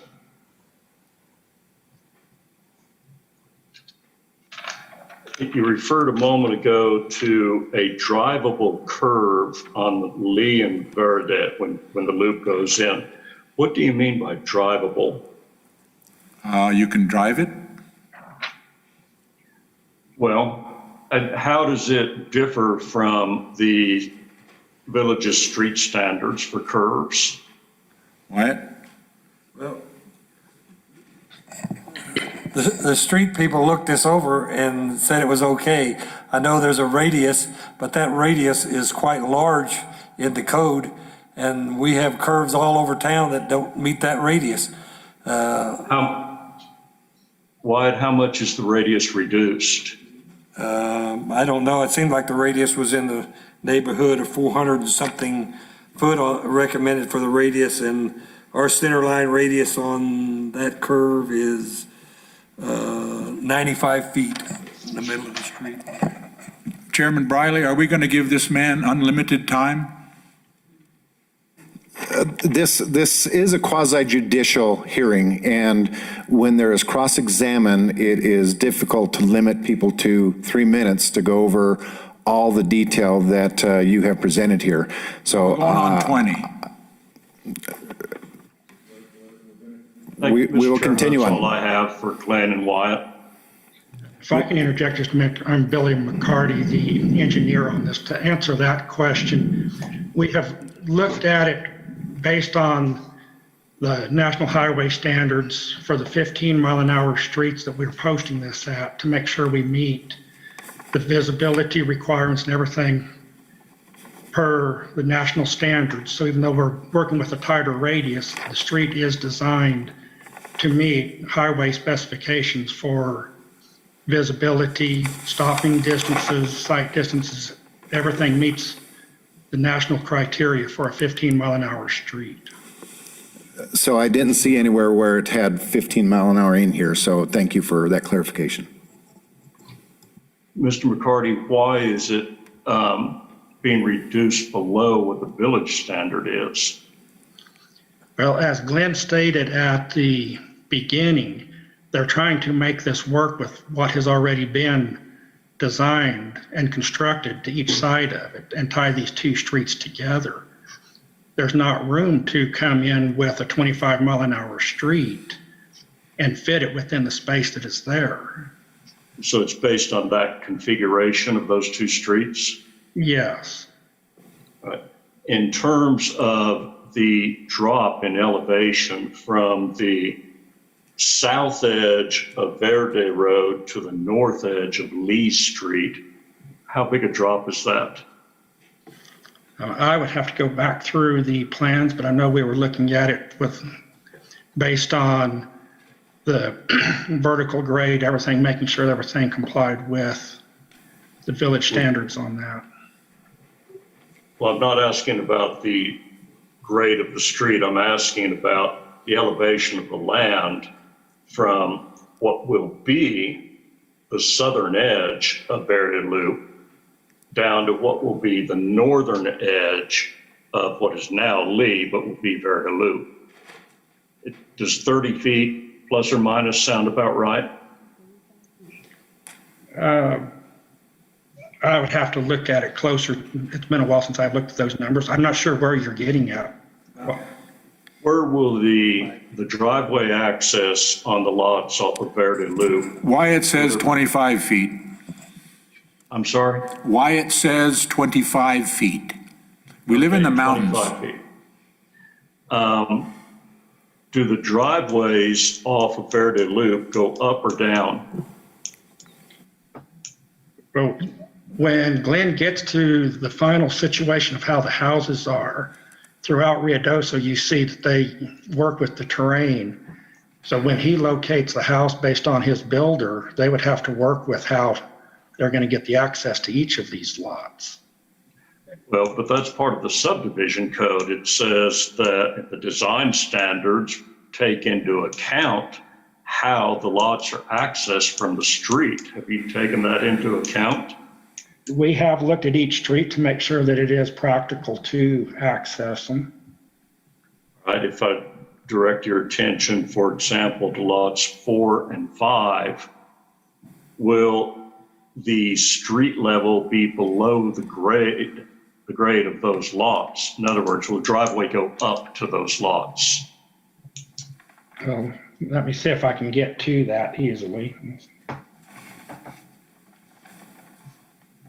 Thank you, Mr. McCarty. Yes, this is the place where we need the professionals to tell us exactly what we are looking at and how we're going to address public safety. Okay.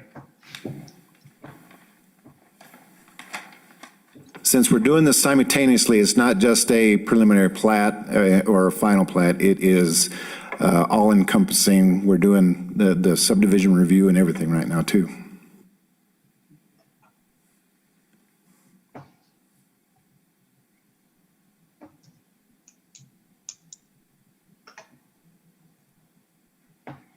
Okay, so lots 4 and 5 are both sitting above the street grade. You know how far above?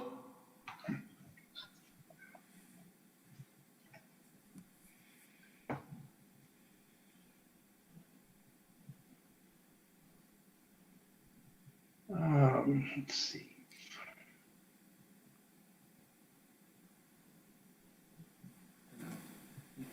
You can't. You're about People may go in there. 4 feet above from the street to where the grading will, Street, you can't go in there and do excuse me, design every. access it. So like for both of those lots, they could build a driveway starting over here toward,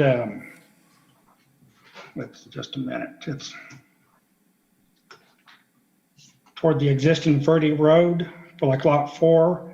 They could traverse coming up the slope toward lot 5 and have a fairly level street or access. They could come in and build a garage over to that side. So these could easily be constructed to have a fairly flat driveway coming from the driveway up into the lot.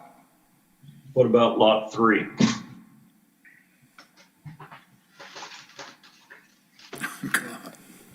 Mr. Rennick, is there a point to going through every lot and what the elevations are as?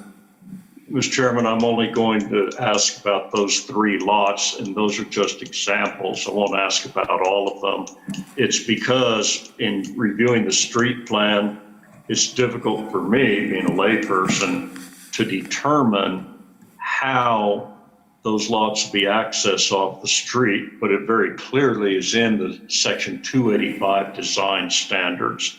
So I'm asking for clarification on that, especially since Mr. McCarty just testified that those 2 lots, 4 and 5, are 12 feet above grade, above the street grade. When you get to lots 7 and 8, for which Mr. Remington is asking a variance in terms of the frontage and depth of the lots, you can see that those are very shallow lots and the access to them becomes a greater concern.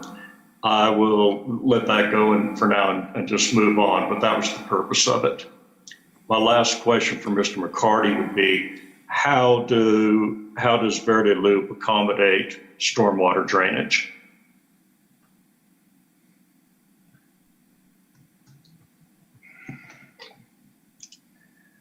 Okay. There's a bar ditch along the south side of it that intersects the flow that's coming off of the existing Verdi Loop to the side. carries it around through lots 5, 6, and 7 until it matches into the natural drainage pattern close to the lot 7 and 8 property line where it drains into the natural channel. Thank you. That's all I have for Mr. McCarty. Thank you. Mr. Rennick, did you have other testimony, or are we done with cross-examination of the applicant? Well, I'm done with cross-examination of the applicant. I would like to ask Mr. Roybal some questions, but he hasn't testified yet. Correct. So Do you want me to do no, that or wait or what? Not right now. I guess I'm going to ask our legal. So everybody who speaks on behalf or against this is subject to cross-examine. Is that correct? Thank you. So we're still in public hearing. Do we have any other person that's raised their hand that wants to talk? I see hands waving, but I don't know. Sam? I don't see any hands. Mr. Forsyth is raising his hand on the video, but he doesn't understand how to use the reaction bar, so can you notice that? Okay, we see his hand raising, but we just don't see a name. Just identify yourself, put yourself on mute, say that you've sworn in, and state your testimony. Okay, I'm Randy Pierce. I swear to tell the truth. I'm owner of a property on the corner of Grant and Verdi, 101 Verdi. The only thing I'm working off here is a letter from the village that has a very hard to read map on the back, but after watching testimony here, it's clear to me that you're intending to access this development through the road that I own on Verdi. I keep hearing Verdi Loop, which is not depicted on this plat, and it doesn't show the roads where they're proposed to be to access these varied lots. From what I've heard here, a Verdi Loop may be going through Verdi, looping around to the north, and then exiting east on Lee. Is that correct? That's correct. How many lots are on this Verdi Loop? The only other access I have on this picture on the single page I got from the village of Ruidoso shows a cul-de-sac type road that's coming off of Keys between yeah, so I got very limited information. No, Lord, I got something else going here. Okay, this is helpful. Okay, so I'll answer if Glenn didn't hear it or Wyatt didn't hear it, but there are 10 lots on that loop. Okay. Okay, I'm south of Timberwolf on Verdi. No, I'm gonna have to get back. You have to go raise the map. Read something up here. Lee. If you're not giving testimony, can you please mute your microphone? That's gonna impact the traffic on Verdi, which is currently a dead-end street, and also on Lee. Get this all screwed up now. Keeps them from being a dead-end street. Okay. No, I've screwed it up. Hang on. No, that's good. I can see what you're talking about there. And there was a total of how many lots there then on Verdi Loop? One? There's 10 total. Oh, okay, that's gonna be the bulk of the whole development then. Yeah. And we're looking at values priced from 300,000 up, is that correct, with 4 phases of development? That hasn't been determined yet. They won't be too big. The homes will be probably 1,500 square feet to 2,000. Dollar amount. About $250 a square foot now for new construction, right? If you're lucky. If you're lucky. Okay, 200 to 250. Let's give me a price range. 1,500 square foot homes. Okay. So nobody's had any complaints or interest who lives off of Lee of Verdi about how much their traffic's going to increase? Yes, sir. We have received written opposition to this based on some people that live on these streets. Okay, and the existing road on Verdi, as it will connect to Verdi Loop, will be unmodified and has to have some waivers to meet city code, is that correct? And then you wonder how the fire access and the city services, trash and so forth are going to be able to service the new road through the existing old roads on Lee and Verdi. Okay. That's what, correct? The street department is very excited about the changes we want to make over there. Okay. Are they going to do anything to the existing roads, Lee or Verdi, as it connects to the new proposed Verdi loop? No. Okay, so they're going to remain exactly the same. They're not going to be widened or repaved? No. Or anything, really? No. Okay. But they will have to accommodate the new traffic for these additional 10 lots? I would think so, yes. Okay, well, I would suggest that they at least repave them because they come up to a hill as they connect to Grant, and the traffic is a little bit, or the travel on there is a little cumbersome, especially in the winter. That's probably all I have for y'all. Thank you very much. I have to work with here, a single letter. That's all right. So who's next? Who wishes to speak for or against this development?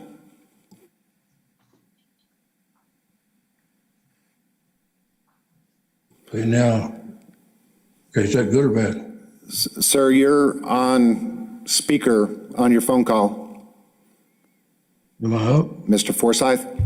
Mr. Forsyth's trying to figure it out. Here he comes. Excuse me, I don't know how to do this. I have questions for Mr. Remington. You say that you're going to replat part of tract B, which is in Green Meadows addition. Is that correct? Yes. Have you looked at the covenants and restrictions for that particular subdivision? I have not. Do you realize that the subdivision covenants call for 25-foot setbacks in front and back of both lots? I wasn't aware. I believe at the previous hearing, I gave you a copy of the same covenants, did I not? I do not remember. You did. I would call to the commissioner's attention that village code, Can I call you back in a little bit? I'm sorry? Can you hear me now? Yes, sir.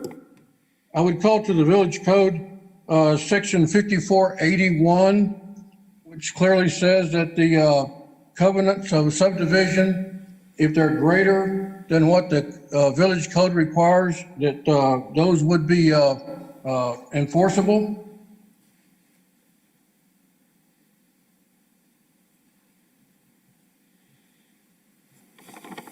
Was that a question to the commission or to Mr. Remington? Perhaps Mrs. Mendez can address that. Chairman Briley, Mr. Forsyth, would you repeat the question? The village codes 5481 says that if a private covenant is more obligatory than the village code, that the private covenant will prevail. Is that not correct? Yes, that is correct. However, the village does not enforce restrictive covenants. It's in your code. That is a statement made for building. And when they're approving the building plans, if it's shown on the plat, then that will be enforced. I disagree, ma'am. This says that the village code, that if the covenants are stronger than the minimum that the village has, then those codes will be enforceable. Yes, but they will not be enforced by the village. I think he's misreading that. It says if it's a private thing, then the private would prevail. It doesn't say the city is going to enforce setbacks within a private covenant between individuals in a subdivision. They never have. That's a private contract between individuals in the subdivision. The city is not enforcing private covenants. It's not, and I think if you read that, it says it's private and it may prevail, it may be subject within the subdivision, but the city has never enforced private covenants, and I see no reason for them to, even by what you read. They aren't responsible for a private contract between owners within a subdivision.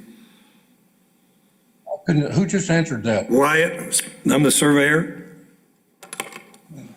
So you're asking the village to vote on something that you know is going to be prohibited by the private code of the subdivision that you're wanting to subdivide into. And what's interesting is in the last hearing, the city attorney said you could not develop in the manner you wanted to develop unless you vacated from Green Meadows. We're not going to vacate Green Meadows. We're going to leave it in village ownership. We don't need it. We don't want Not it. in village ownership, it's in your ownership, but it's within the Green Meadows subdivision. It's not, it's no, it's not. Covenants say that you have to apply by. We're not, it is not part of my property. I do not own it. You don't own property within the Green Meadows subdivision? I don't own Green Meadows Drive. I'm not talking about Green Meadows Drive. I'm talking about the property that you own, which is in with Green Meadows because your plat says you're re-subdividing in Green Meadows, and now you're telling us that you've never even referred to the covenants. I haven't applied for a single building permit yet, so I don't really know what you're talking about. You have applied with a plat that obviously does not meet the code of 25-foot setbacks, and you're asking the commission to approve that. There is no code for 20-foot setbacks to private. But sir, we don't enforce those, so that's not part of this. So you're going to vote on something that you know is going to result in a court action? My question would be, are there any properties in the Green Meadow subdivision that does not follow that covenant restriction? Every lot in there was approved by the village, annexed by the village, and every one of them meets the code, the private code. Every single one. Every single one. Because if one doesn't, then that voids all of it. Well, I don't know that a lawyer would say that, but I have found no lots that do not meet the code. So and I'm not trying to press to be an annoyance, but I'm sure because it's the village of Ruidoso, that there might be some that do not abide by that. I live in a subdivision myself where there's restricted covenants, and the governing body is no longer existent, and anybody can really do what they want, regardless of the covenants. So I'm just posing. Of the commission that anybody can do what they want? I didn't say that. I'm just saying restricted covenants between private parties, like Mr. Remington's trying to say, is outside of our village enforcement. Okay, let me ask you a question. At the last hearing, why did the village council say that he had to withdraw from Green Meadows if he wants to develop in the manner which he wants to do? That was the village council, or is that? I can answer that, Chairman Briley. Larry, the last proposal, he was coming in as a completely different subdivision from Green Meadows. He was wanting to call it Corazon de Ruidoso, I believe. And this one is simply a replat where he'll be subdividing Tract B into 17 lots. So there's a difference in this application. Excuse me, sir, I'm trying to speak. Excuse me, sir, I'm trying to speak. Deed that showed it was in Green Meadows. Somebody mute him. Then you delayed the hearing for 2 weeks to decide what to do. You came back and said that he needed to vacate to be able to build in the manner he wanted to, only to learn that he could not vacate because he would have to have 100% of the lot owner's permission. So what you're saying doesn't make sense to me. Well, that what she was trying to say before you interrupted her was that he was trying to rename his subdivision, which is why he had to vacate it. But now he's not doing that. So that is why the vacation didn't need to take place. I'm sorry if I interrupted. This system is a little difficult for me. That's not what was said at the hearing. The city attorney said he could not develop in the manner he wanted to as long as it remained in Green Meadows, and that's in the record.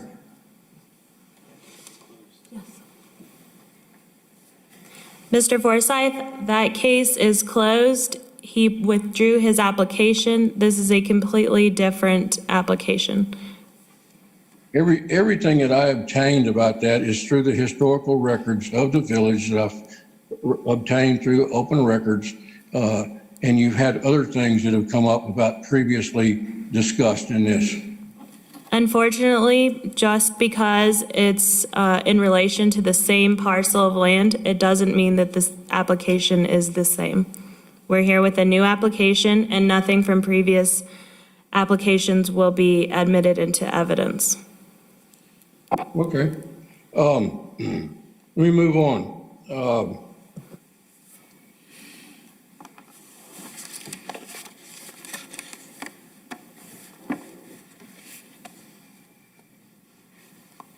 Is that all you had, sir? We'll continue with the public hearing. I have one other question. When you obtain the square footage of a lot, is it not the two sides multiplied by each other? Repeat the question. No, I just let, this is Wyatt, the surveyor, I just let the computer do it for me. I just list the area around it, tells me how many square feet it is. Well, I was looking at lot number 5, and it shows that it's 94.03 feet across, and it's 94.76 width, depth. Is that correct? That's what dimensions are on it. And it says that it's 10,900 square feet. The backside, sir, is 122 and a half feet long. So it is wider in the back than in the front. So that's why that number doesn't exactly equate if you just take the 94 times the 94. So the code is talking about the lot itself and not with the setbacks? Correct. Okay, thank you. Is there anybody else that wishes to speak on behalf of this subdivision? Dana? Is there a Dana on board? I can't see the names. Yes, there is. It's Dana Lenzo again. I guess I would like to know where in the village code it states that because it's just a new case number with very less than 10% variance in change of plan from one to the next. Where in the village code does it say that everything that your official committee has said in the past, and I'm directing this directly to Zach Cook and Samantha Mendez, where in the village code does it tell me that you have to not pay attention to anything that previous boards of the planning and zoning have said regarding this property have changed? Because I still haven't been able to have anybody say, we don't do it that way, but I'm waiting to have someone show me in the code where it legally says you have to throw out everything that has happened regarding this 6+ acres that has never moved, never changed, except for the dirt having been brought in by the truckload. I haven't been able to find another planning and zoning commissioner from a previous year that would say, what I say now doesn't matter, in 3 years it's all gonna change. Because Mr. Alborn, who then was mayor, and Beth Hood at the time, put it in the permanent record that this particular parcel of land, regardless of ownership, was given directions to its development regardless of who owned it. How do we come to the village code showing me where that it says that that's inapplicable to this piece of property that hasn't changed? Mr. Chairman, I'm here to advise the board. Yes, I know. If you have a specific question, if any of the commissioners have a question of me, I'm happy to ask. I understand, and Dana, we'll circle back to you. I want to get everybody's comment in before we start duplicating our people and things to say. So if there's anybody that has not spoken yet, I see a hand waving. It's Rennick. Mr. Chairman, Well, this is Charles Rennick. I don't know if you see someone else waving. All I see is the top of your head, Mr. Rennick. There you go. I'm surprised the glare hasn't kind of blunted everything out. Wait, Mr. Rennick, can we wait on any more testimony or cross-examine until we get everybody's comment? Because I know you want to ask the engineer some questions. I want to ask the engineer's question. And You bet. I want to get as many people in before midnight that we can. So if there's anybody who hasn't spoken yet that wishes to speak for or against this subdivision, please let us know right now. Anybody raising their hand? Anybody in chat saying that they want to talk? I see a whole bunch of chat buttons. No? Okay. Huh?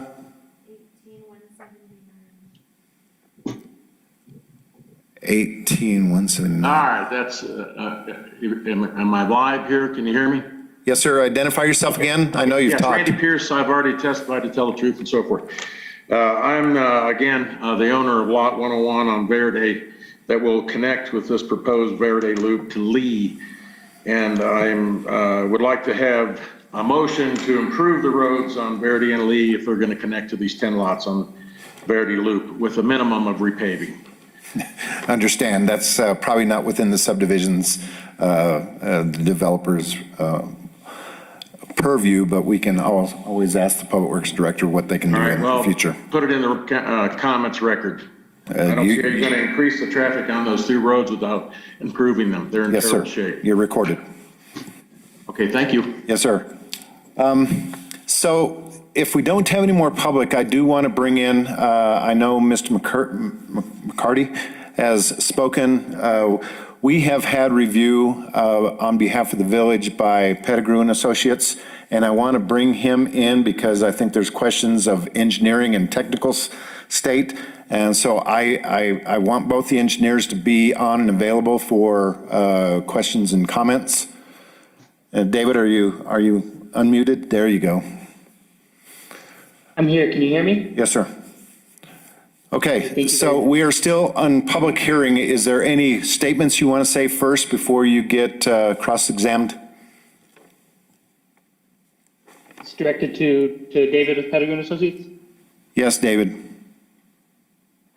I'll just introduce myself. I'm the engineering manager with Pettigrew and Associates, and I've been working with Samantha to review the plan submitted from a technical standpoint in regard to the subdivision regulations. Been listening to the comments, and I will stand for questions. Thank you.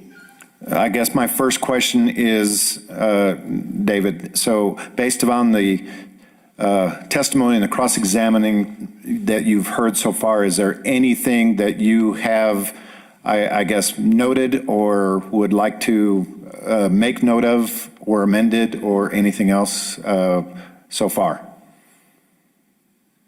I apologize. I guess I didn't realize this was being submitted for final plat. There are, just from listening today, there are some things that would need to be amended, and I would defer to the village on when and how that gets amended. I could provide my notes and comments, but there's definitely some things that need to be changed for the final plat that I could go into more if you want to know right now.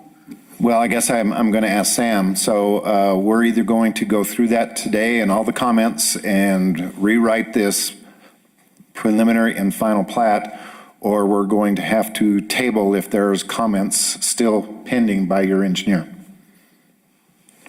Correct. You will have the opportunity to table it up to 3 meetings to allow corrections to be made if it's your all's desire. Very good. So I'm still in public hearing.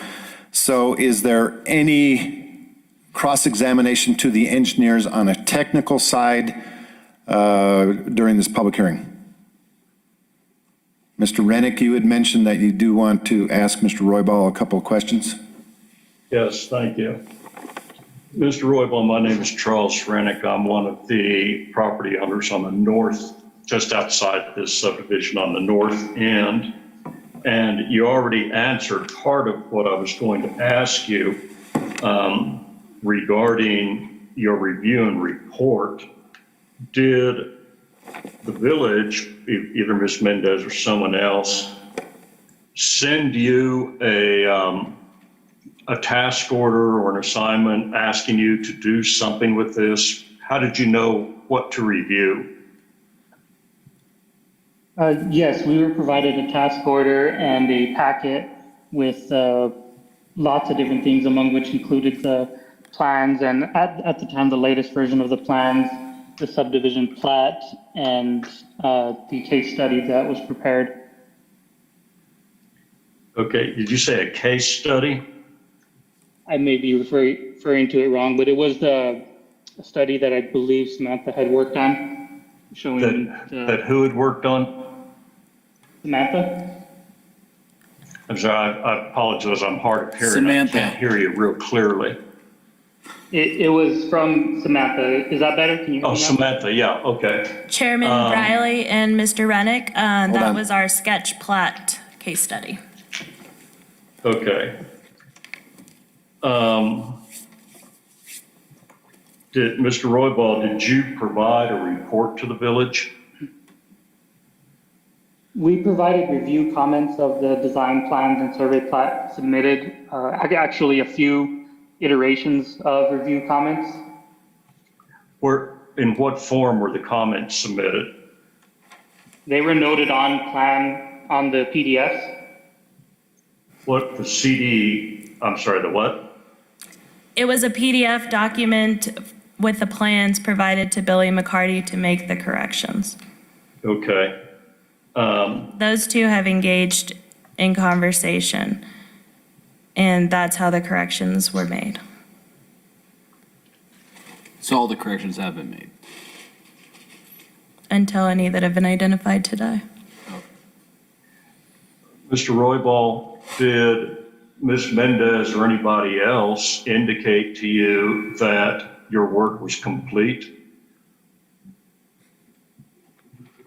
We had completed my review based off of the subdivision regulations.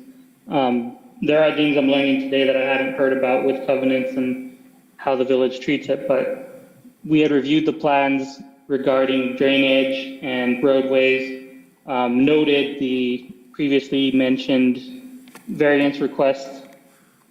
So at that point, we had been complete with the comments that I had previously. Okay, and you're saying based on, I believe you just said, based on those comments, you needed to see some changes for that review. Yes, this had gone through 3 iterations, I apologize, where I would comment, we would review, and back and forth 3 times. Okay. In that case, I won't ask you any technical questions today because it sounds like there's more work to be done. I'll ask you one other question. Did you review any material, whether it's data or plats or information or anything regarding the streets and the traffic off-site, those streets and traffic that are not included in this subdivision? Did you get any of that? I don't believe so. Are you referring to studies, off-site studies? Well, no, I'm referring to whatever you were asked to do by the village. Just for example, you heard Mr. Pierce just now talk about the street condition and the traffic on the existing Verdi Road, and that's just an example. Did you look at any of that on those existing roads? No, sir. We reviewed the design plans as prepared, and they don't depict the off-site infrastructure. Okay, thank you. I don't have anything else for Mr. Roybal. Thank you. Anybody else have anything in a technical nature for the engineers while they're here? Are there any other final public comments? I have one. Go ahead and identify yourself. Larry Forsythe, I will tell the truth. I'm wondering about the Planning Commission's responsibility for detention ponds. It says if they're located on private property, that the commission will ensure that there's appropriate barriers or other safety measures. And I'm asking what that would be. Wyatt, have you guys looked at the slope of your ponds and how it could be a hazard or falling in Well, potential? for one thing, everybody keeps thinking it's a detention pond that's going to retain the water. It's a retention pond, which is going to let the water out at a slower rate than it comes in. So what I'm saying is you can look at there's probably some regulations when you have a detention pond that's going to hold water, but I haven't looked to see what they designate a retention pond that's going to be dispersing the water as it comes in, what hazard that may create. What I'm referring to is Village Code I. It says detention/retention pond. It says the Planning Commission shall require that any detention/retention pond facility located on private property be secured with the appropriate barriers or alternate safety measures. That is correct, and I guess that's what I'm asking, Glenn. Is there any proposed, I've seen fences on drainage, retention, detention ponds, you name it. There's all kinds of protective type things, and I do not see any of that in the plans. We don't want any drowned babies. I'll do whatever I have to do.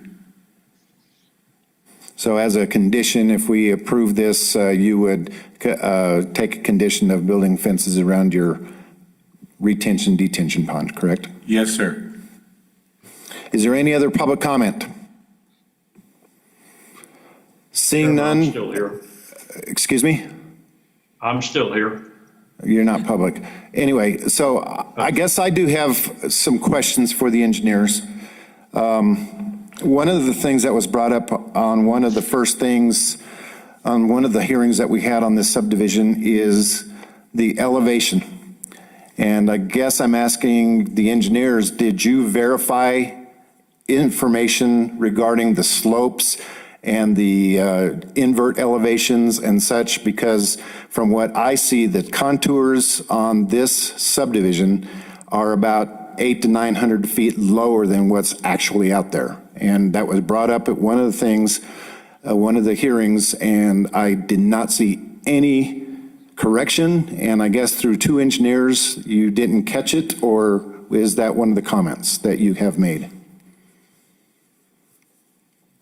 Wyatt, you're the surveyor about elevations.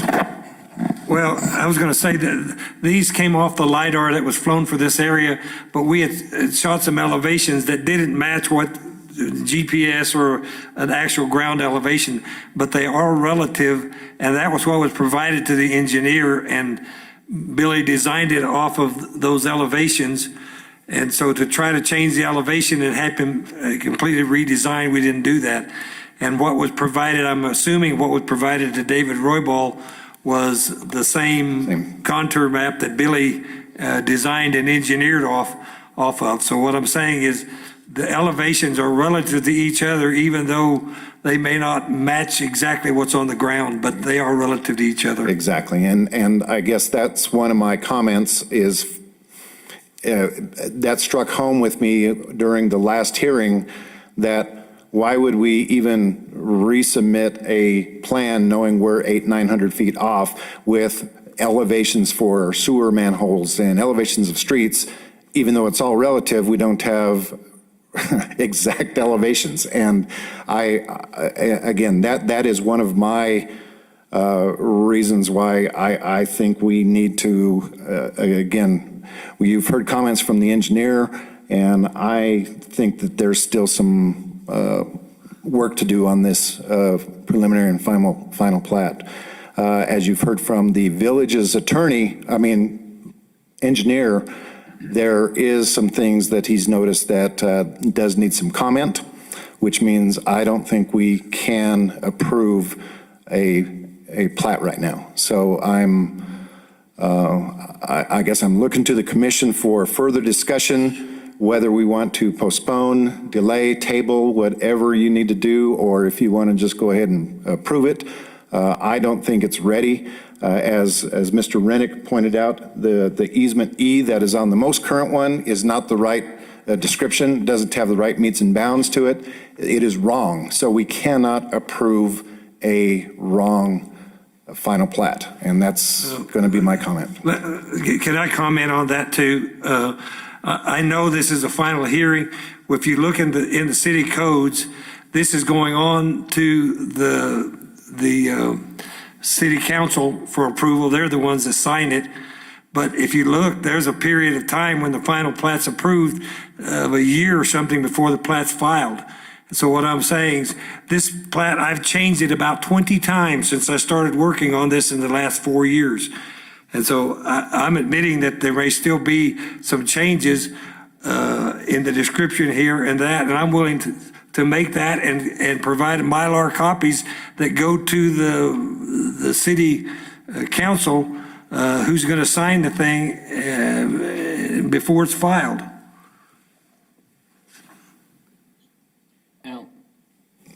Thank you, Wyatt, but I do think that the chairman of planning and zoning has to sign it too. So I think we need some clarification. I want some commissioner input. Jonathan? What, the discrepancy, from what I heard from the other engineer, the city engineer, was that he made the comments and they were corrected. That's first what I heard. Second is the difference in the elevations that you're talking about 800 or 900 feet off. Are we talking about just this vertical elevation difference? Yes. Between, so what this contour map, I guess, right here. So what you're saying is where here it says 6130 is actually 6830 or 6930? That's right. And so, okay. So if everything, the topography, let's say, is correct, it's just labeled 6130 instead of 6930, is that what I'm asking from a knowledge standpoint, yeah. Why does that make, well, to me, if everything follows that, why is that a hiccup? And that's what Wyatt was trying to say. It's all relative. Yeah. I've been out on survey jobs a lot of time that I put benchmark of 000 and everything goes up from there. 1, 2, 3, 4. Mm-hmm. And so because it's relative to that spot, mm-hmm. and somewhere down the line, someone needs to shoot in that spot and say, it's really elevation 3,242. Yeah. And so, and that's what he was talking about. It is relative, and I'm saying as an engineer as well, it's wrong. And so I can't, I guess, ethically say I'm going to approve this plat knowing that that is wrong information. This is Billy speaking up again. We go out and do subdivisions all the time, like you had mentioned, where we just go out and assign an elevation, and everything's relative. It doesn't make any difference. You can go in and and Wyatt can talk about this. They go through and they set their benchmarks for the village. Then they go through and decide, oh, well, this one's 3 feet off, and they reassign it and everything. So it's still just relative. That doesn't make any difference at all. I guess, I mean, if we wanted to assign it as elevation 100 and build from there, we could. As long as Wyatt can say this is the benchmark that I work from and this is the elevation we've worked from, it can be built. Right. There's no reason to change anything based on. I mean, correct. And there's critical points like tying into manholes and things like that you have to have a specific elevation to design to. But right. It's all went out and shot inverts for me, so everything's tied to that relative. To it. Yes, right. Understand.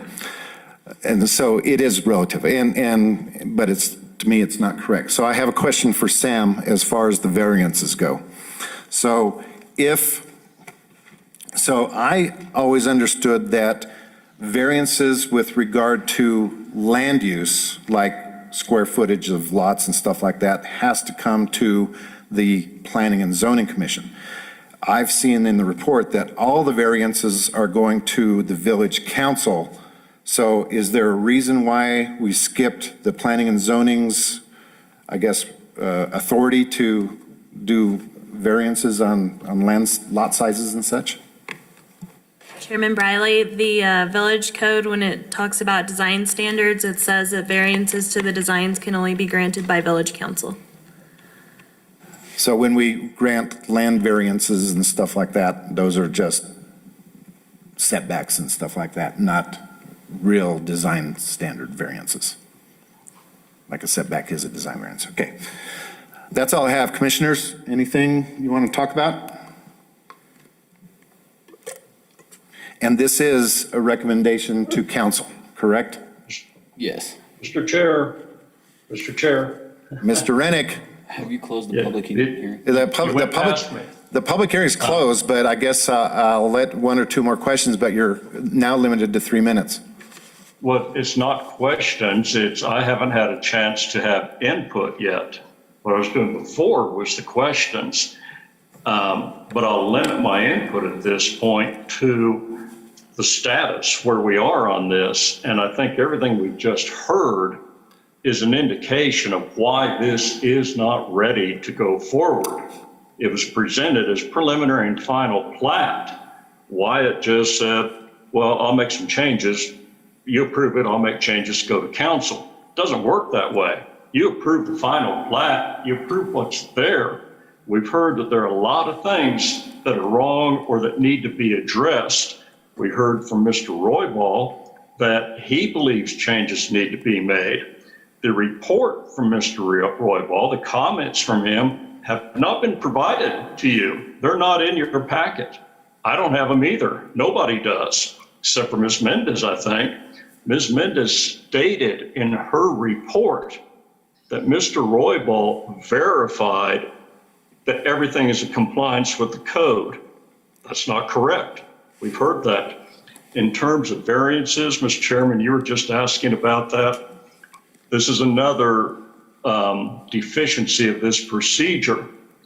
The code specifies that if a variance is needed, you take the preliminary plat to the commission and it acts on it and sends it acts on the preliminary plat. The applicant then takes the requested variances to the village council, which acts on those and then sends it back to the commission for the final plat.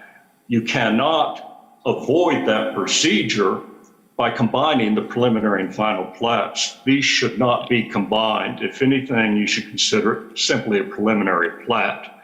But I believe that your suggestion, well, let's table this until we get all of the information in, is the way to go. Thank you. Commissioners? Can we have a private meeting? I don't think so, because we have one on. Chairman Briley, Ma'am. the code states you all have the option to approve, conditionally approve, or deny if you choose not to table. Correct. It was requested by one of the commissioners if we can have an executive session to discuss limited liabilities and things like that. Is that a possibility, Mr. Cook? I know we have one online, so he wouldn't be able to join us. You could, we can mute everybody.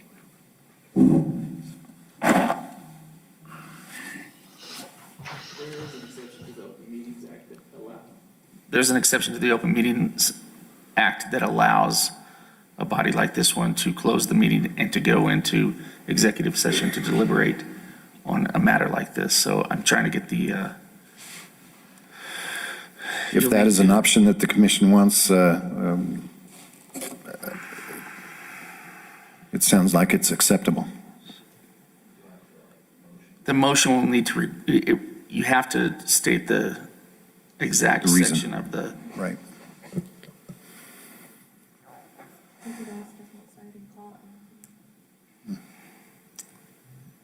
What's the pleasures of the commission? Yeah, I'm looking for it, hold on.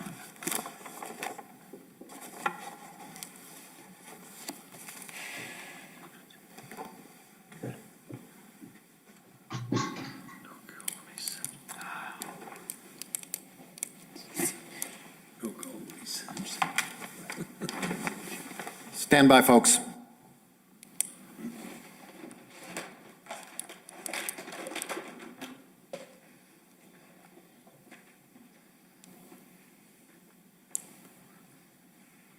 It's 10-15-1H. 10-51-1H. 8, hold on a second. H3.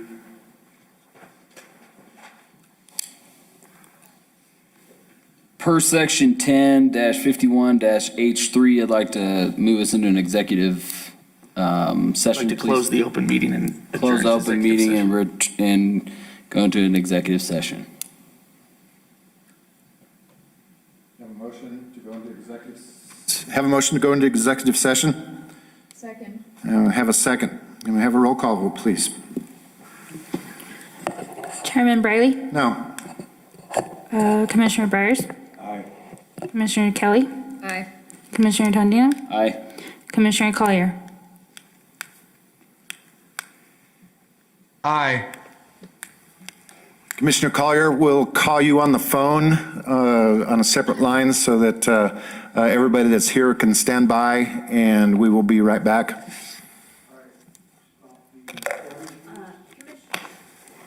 Commissioner Collier?